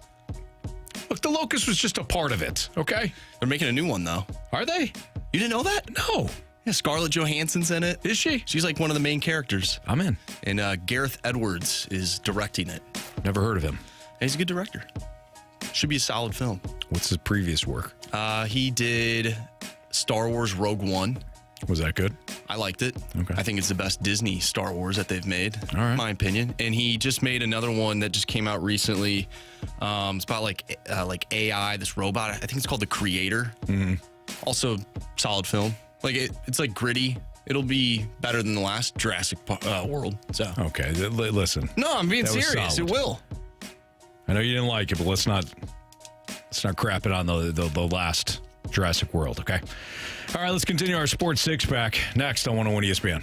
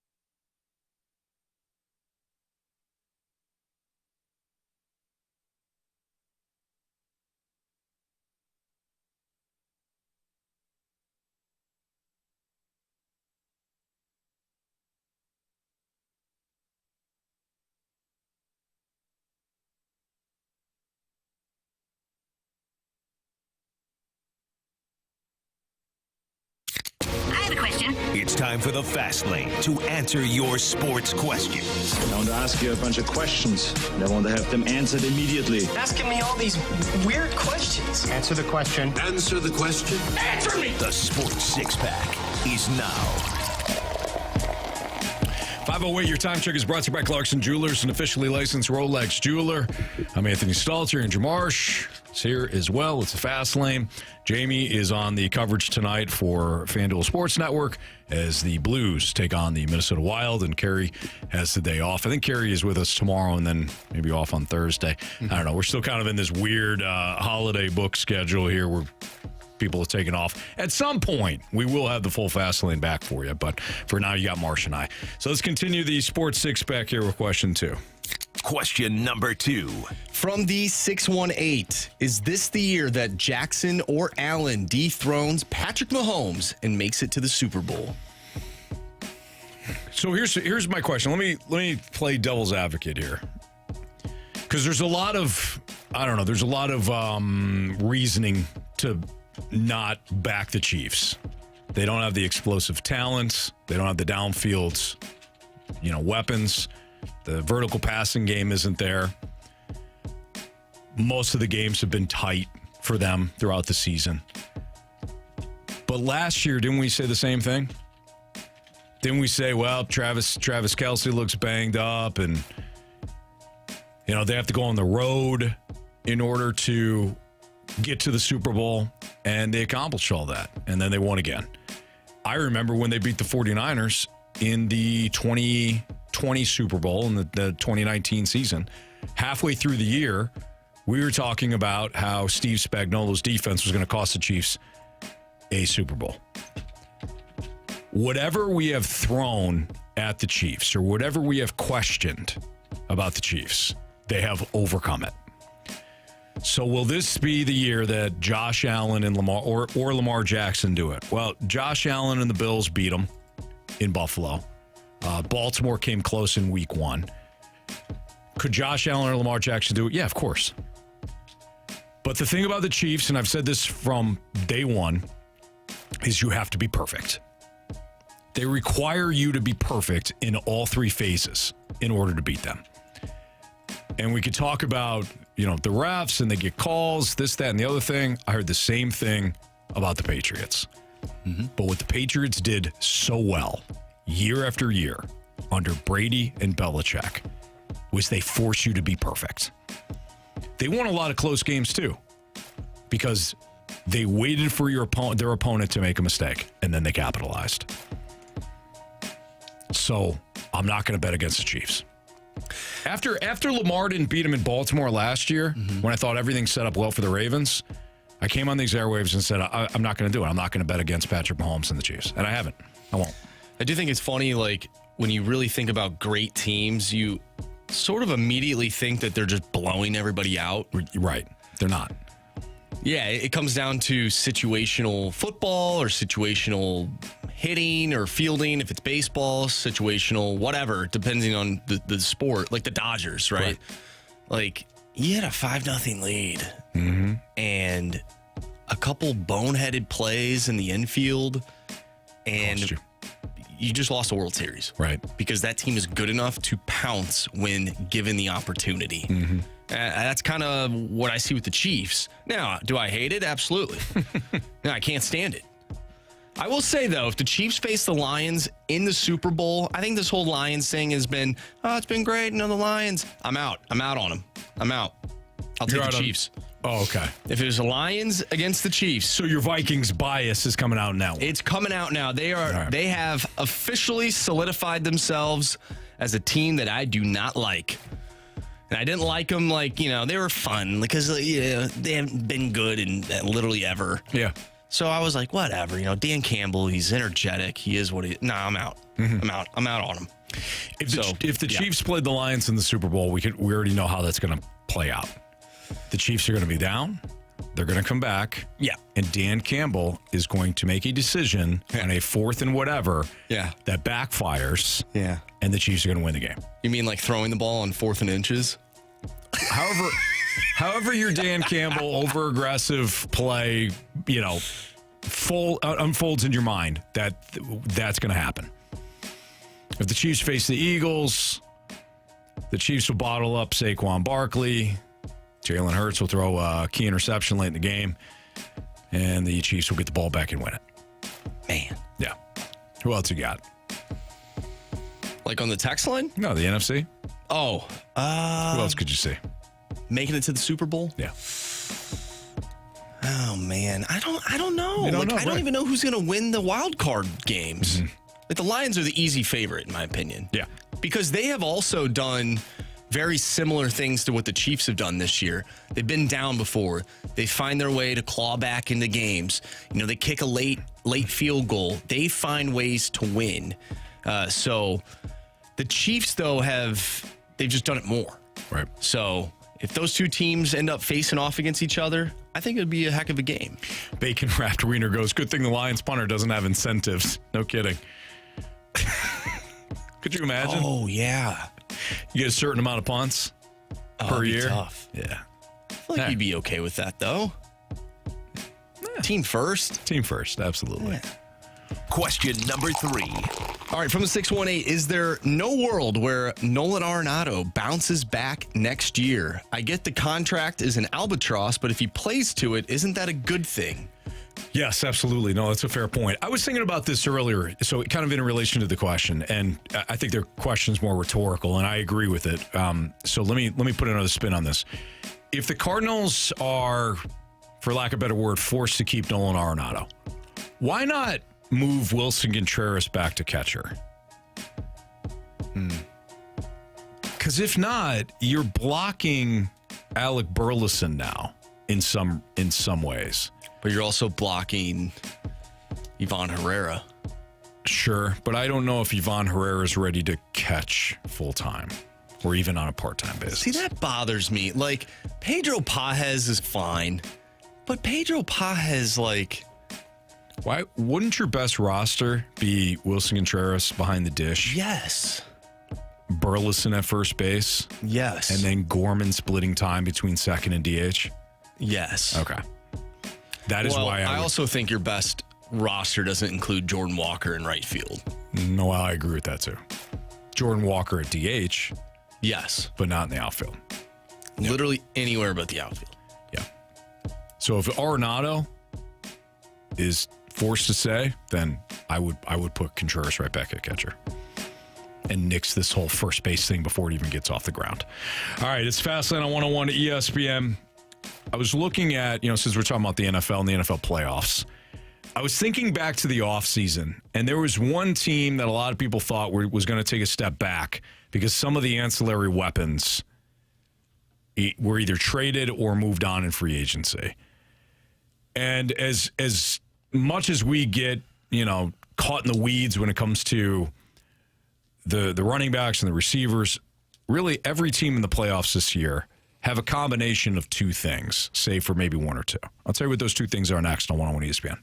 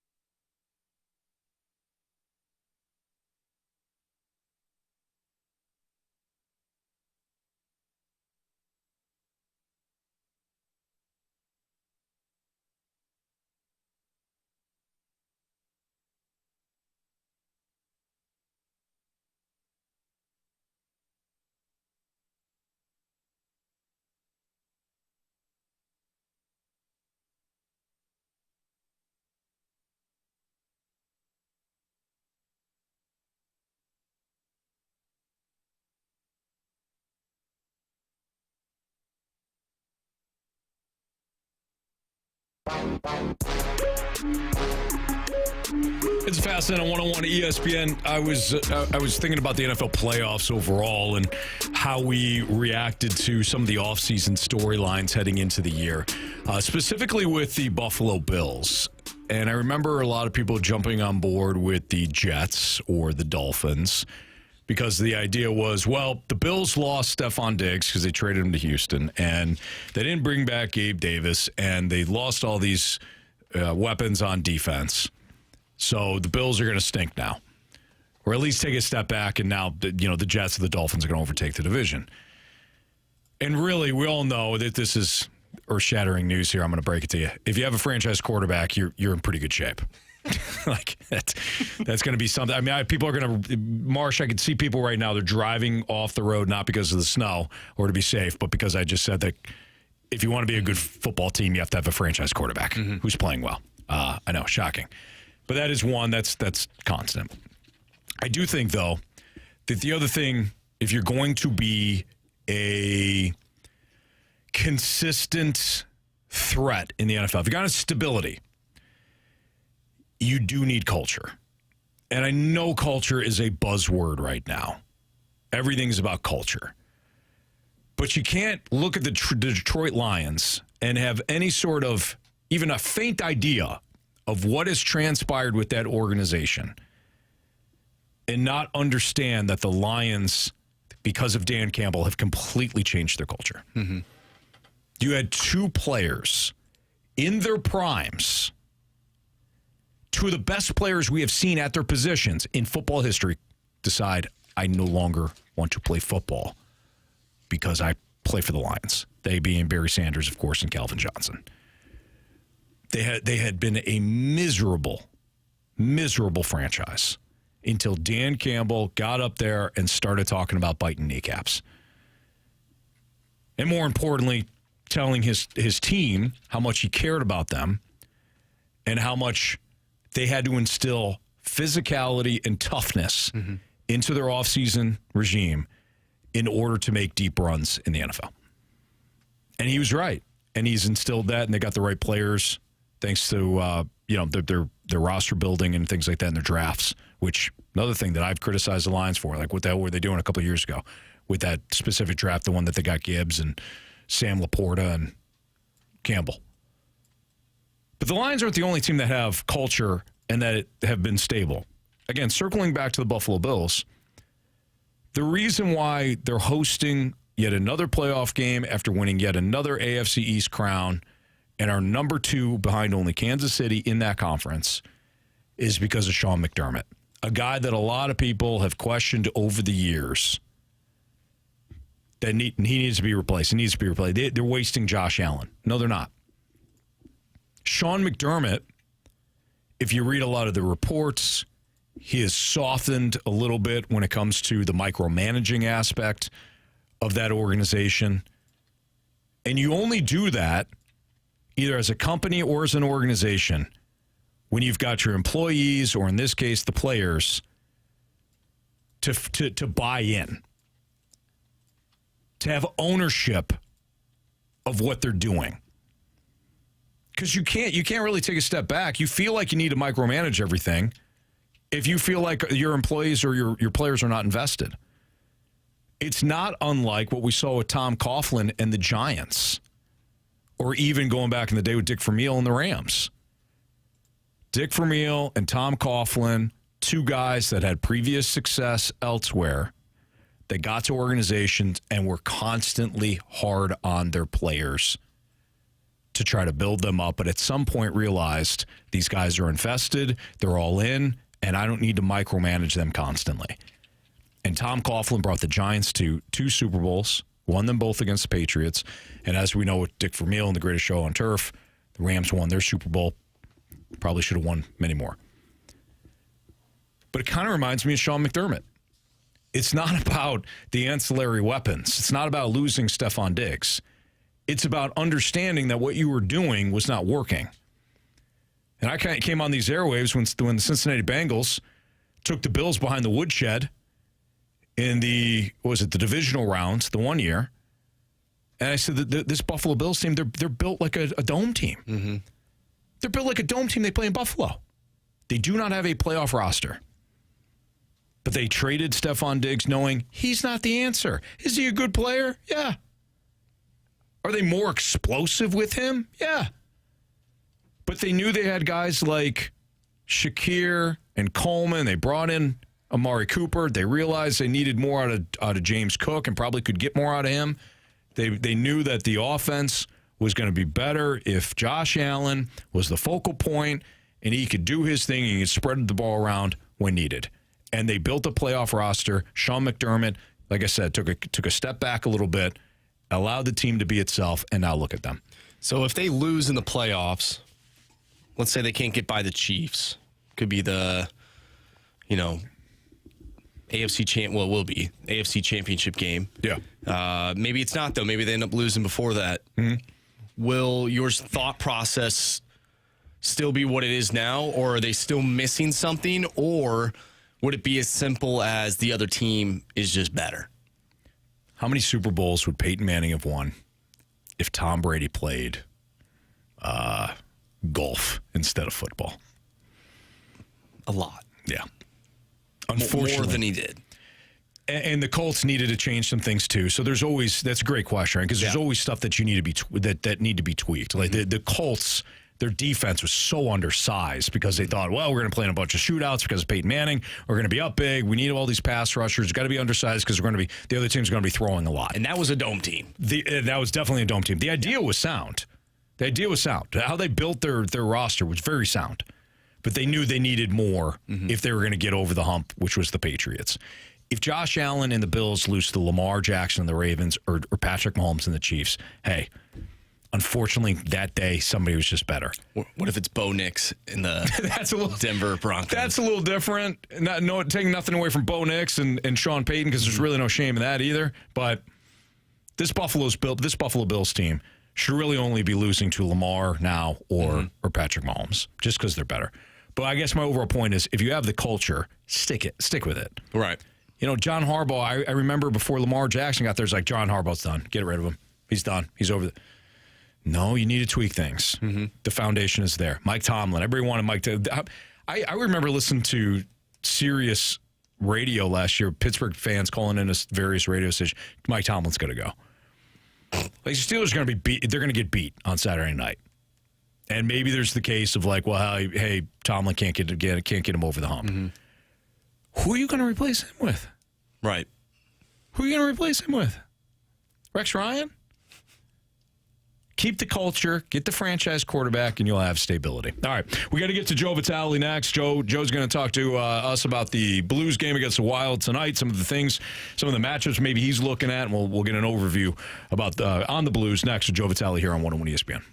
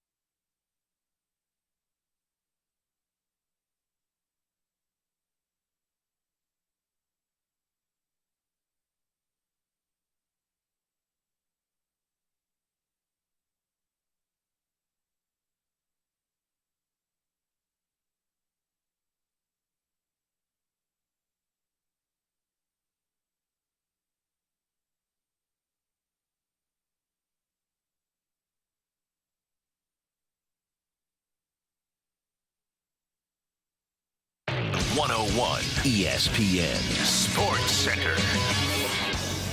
I'm Andrew Marsh. It's time for a Sports Center update brought to you by Saliga Heating and Cooling. Your St. Louis Blues take on the Minnesota Wild tonight. Pregame starts at 6. Puck drop is at 7. And we are going to be joined by Joe Vitale. We'll break down tonight's matchup against the Wild. So stay tuned. That's coming your way next right here in the Fast Lane. I'm Andrew Marsh, and the Sports Center update is brought to you by Saliga Heating and Cooling, an independent American Standard heating and air conditioning dealer.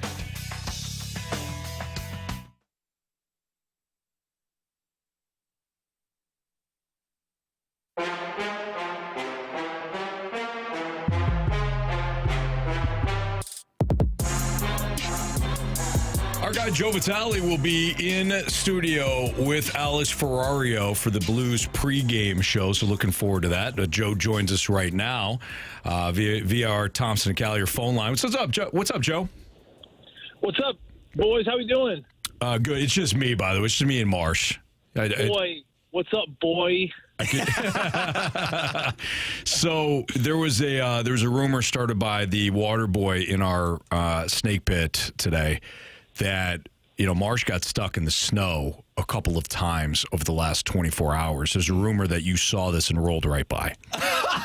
Oh, was that him? Oh, my bad, Marshy. That's awesome. I thought it looked like you, but I couldn't exactly tell. I was going to turn around, but I heard gunshots. Oh, I really couldn't get out of there. No, that wasn't that. That was me ramming my car into the side of the wall. You know what? They say the world spins in a circle, Marsh, and what comes around goes around. So, I guess so. Maybe a little karma coming your way after you totally ditched me in downtown St. Louis a few weeks ago. Is that gunshots? Oh, Joe would be fine. Let's keep going, honey. Just a gun. We're going to be fine. I don't think it was. It's probably a car backfiring, but nonetheless, Joe, what are you and Alex focusing on in the pregame show? Like, what's the big time focal point as the Blues take on the Wild tonight? Yeah, I think a big bounce back game. Stalls for the Blues. A bit of a dud there in Columbus. An opportunity to create some momentum into the season. You string a few together, maybe you get a few over 500, and every time they seem to get 2, 3, even 4 times over 500 over the last couple of years, it's just been tough, and they haven't been able to get over that hump. And certainly Columbus was a roadblock for them a couple days ago. Obviously, head into the Minnesota Wild game here tonight. There's some things you like, some things you don't like. Obviously, what you don't like is that the Minnesota Wild have definitely had their way with you, especially here in St. Louis. So the Blues have struggled against the Minnesota Wild. The Minnesota Wild, to me, are the biggest surprise team in the National Hockey League. I think everyone expected to, obviously see the Colorados and the Dallases, even Winnipeg. I thought was a strong team to start the year, but I didn't think Minnesota would be quite like this. A huge reason was Kirill Kaprizov is just on a different level. He will not be in the lineup tonight, and that's the good. So you go from the bad, where the Blues have struggled against the Wild, now to the good. They're missing, of course, Kirill Kaprizov, who is maybe one of the most dynamic players outside of Connor McDavid, Nathan McKinnon in the entire National Hockey League, because the way he skates, he's not very big, but he plays a power forward game. The way he possesses, the way he holds on the pucks, the strength on the puck. So it's definitely a player that they don't necessarily need to deal with here tonight, including their captain, Jared Spurgeon. So maybe the Minnesota Wild at this time here. Joe, when you look at like the Blues, they seem to just be tethered to this 500 record. It's become a thing now where they haven't won 3 in a row. When you did play, and the teams that you played for got hot, it wasn't always you had a good team, right? You just caught fire. So what are the Blues missing when it comes to stringing together 3+ wins in a row? I think that at times this team, they're still looking for that diversity of how to win games. Salts, when I was even a few years there, we went to the conference final a couple of years there in Pittsburgh. We had some unbelievable teams. We had incredible talents of, top players in the league, and those top players won us games. We had Marc-Andre Fleury, who would stand on his head, and he would steal games. That was another way to win a game.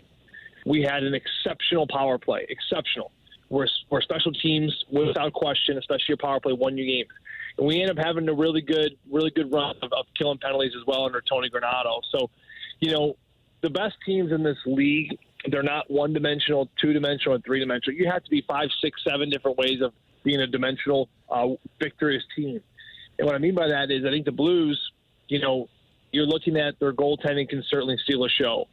You're looking at, their top players can be top players. Jordan Carey, to me, he's having a great year. Robert Thomas has been on fire. Your top players are going to win you a couple games here.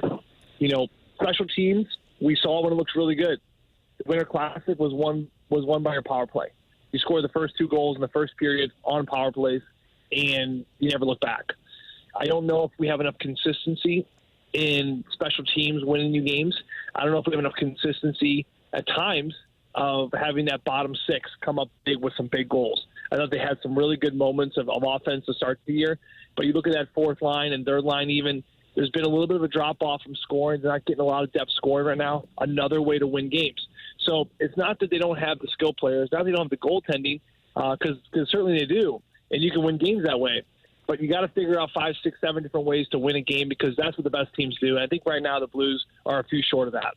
Joe, you mentioned the goaltending, and obviously the goaltending has been phenomenal. Both Joel Hofer and Jordan Bennington. We were talking earlier in the show about the Blues' goal prevention under Jim Montgomery. Top 10 goals against per 60 and expected goals against per 60. What have you seen from this Blues defensive core compared to what we saw maybe even last year and 2 years ago? Like structurally, what are you seeing that's different? Yeah, I think first and foremost, you got to look at the individuals. I think adding Cam Fowler was a big add. I don't think we realized how hard he was going to be defensively under Jim Montgomery, especially, and he's been really, really good. But from a logistics standpoint, or maybe a structure standpoint, if I want to answer your question correctly, well, what I've noticed is the defensive core is the defensive core, and they've done some great things. I actually think it's the offensive players. I think it's in the offensive zone. The Blues have had a high forward in the O zone, and he has been so disciplined there. I mean, so incredibly disciplined there. Very few times will they not have a third guy high. And I also think that, when you have that third guy high, he's going to be the one helping on back pressure.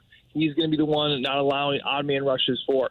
He's going to be the one at the middle of the blue line there in the offensive zone where the puck's coming up the strong side wall, and you can give the grace to your strong side defenseman to go ahead and pinch, give him the green light. So really, to me, if there were one thing that you could say the defensive success can be boiled down to this, it would be just having a really disciplined high forward in the offensive zone, because to me, that is your best chance for having good defense. Joe Vitale is going to join Alex Ferrario on the pregame show right here in our studios here on 101 ESPN. Joe, we're really looking forward to that, and I know that you got to get prepared to join Alex. So we'll let you go, and we're looking forward to hearing from you in the next 20 minutes or so. Hey, our boy, you have a great night. You. I appreciate it. See you, buddy. See you, Joe. All right, that's Joe Vitale here on 101 ESPN. Yeah, he's going to join Alex in the pregame show tonight's going to be interesting. Marsh, you got the banged up Wild, no Kaprizov. I guess we'll find out about Middleton. I don't know. I haven't seen the latest report on him. Well, this is the first time that Jim Montgomery's Blues have taken on the Wild, because both games that they played against Minnesota, that was under Drew Bannister before Montgomery took over on the 24th. So, I think this is a good litmus test for the Blues, and to see where they're at heading into, well, we're already in the new year, but starting off this new year, it's a huge test, and these are the games that you get up for, and you really want to see where your team's at. Yeah, with or without Kaprizov, because no matter what, it's Minnesota. You got the Wild logo staring you down, and you got the logo in the center of the ice there. So it's still the Wild, no matter what. We'll see what happens. We'll have all the coverage for you, not only the pregame show, but of course the play-by-play right here on the Blues Radio Network and your home for the Blues, 101 ESPN. We've got Bet the Board. We got 3 stars of the day. That's all next on 101 ESPN.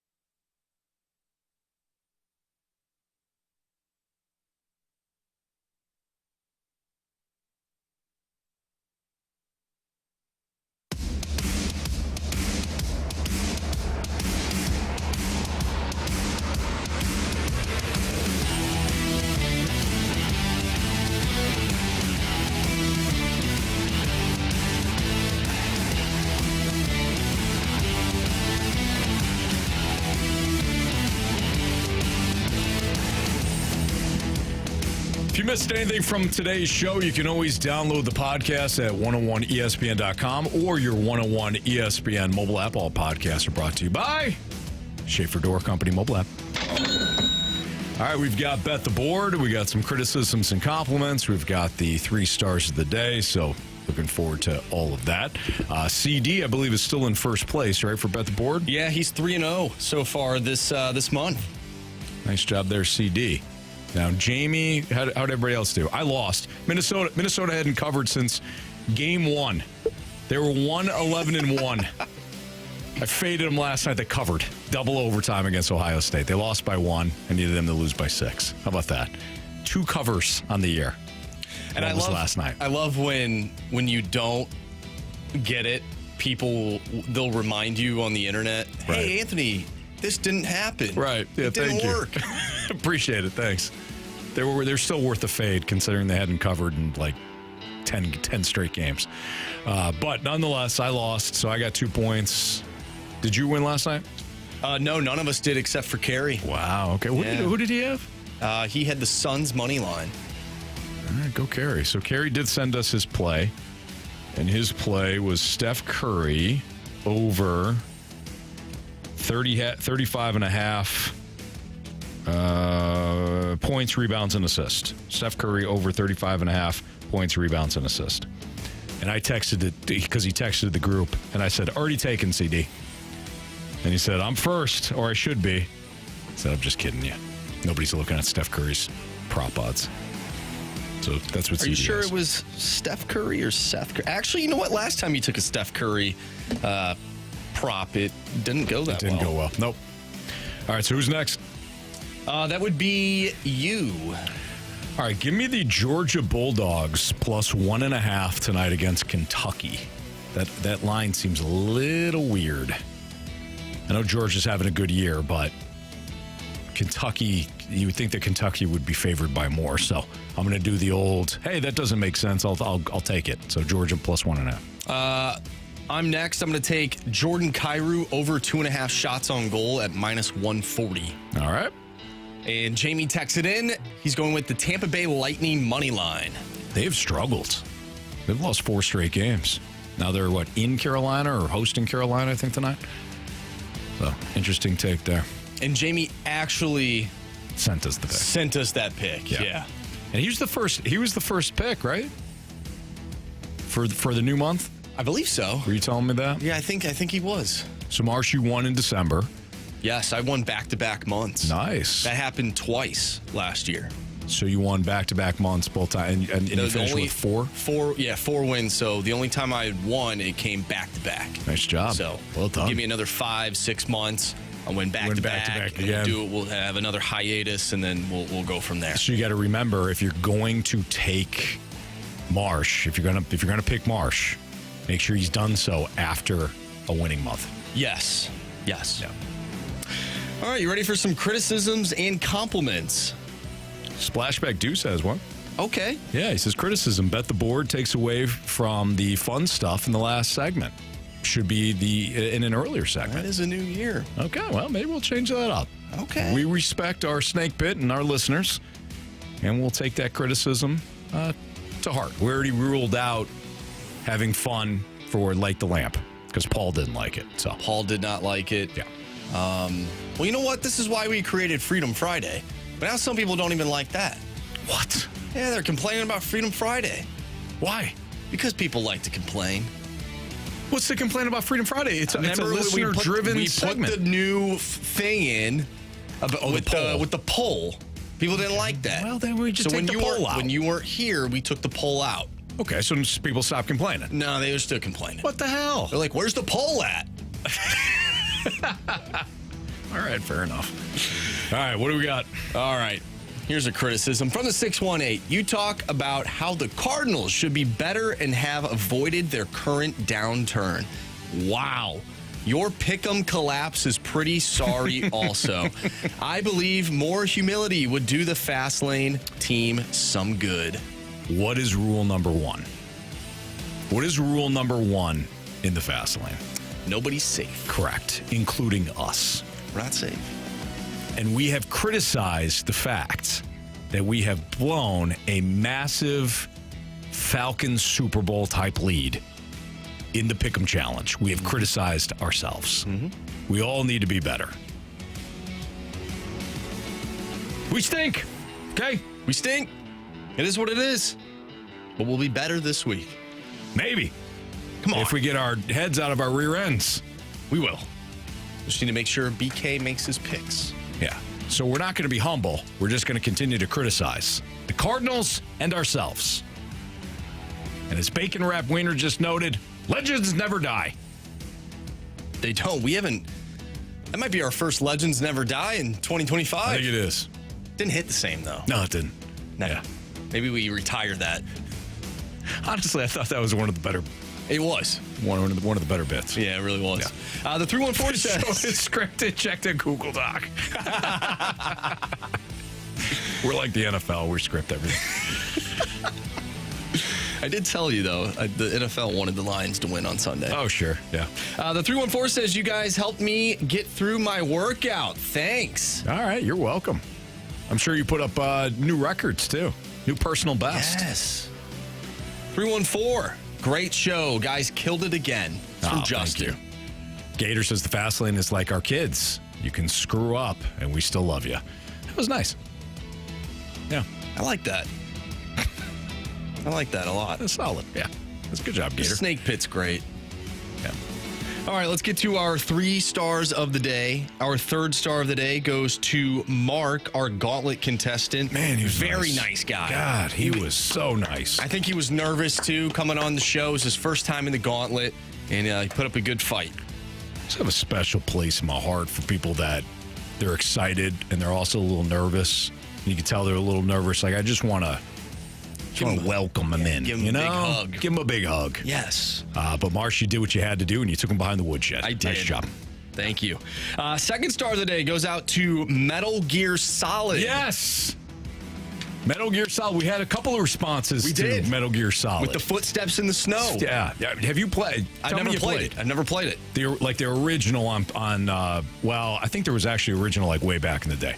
But there was a newish version for PlayStation 1. I never played it.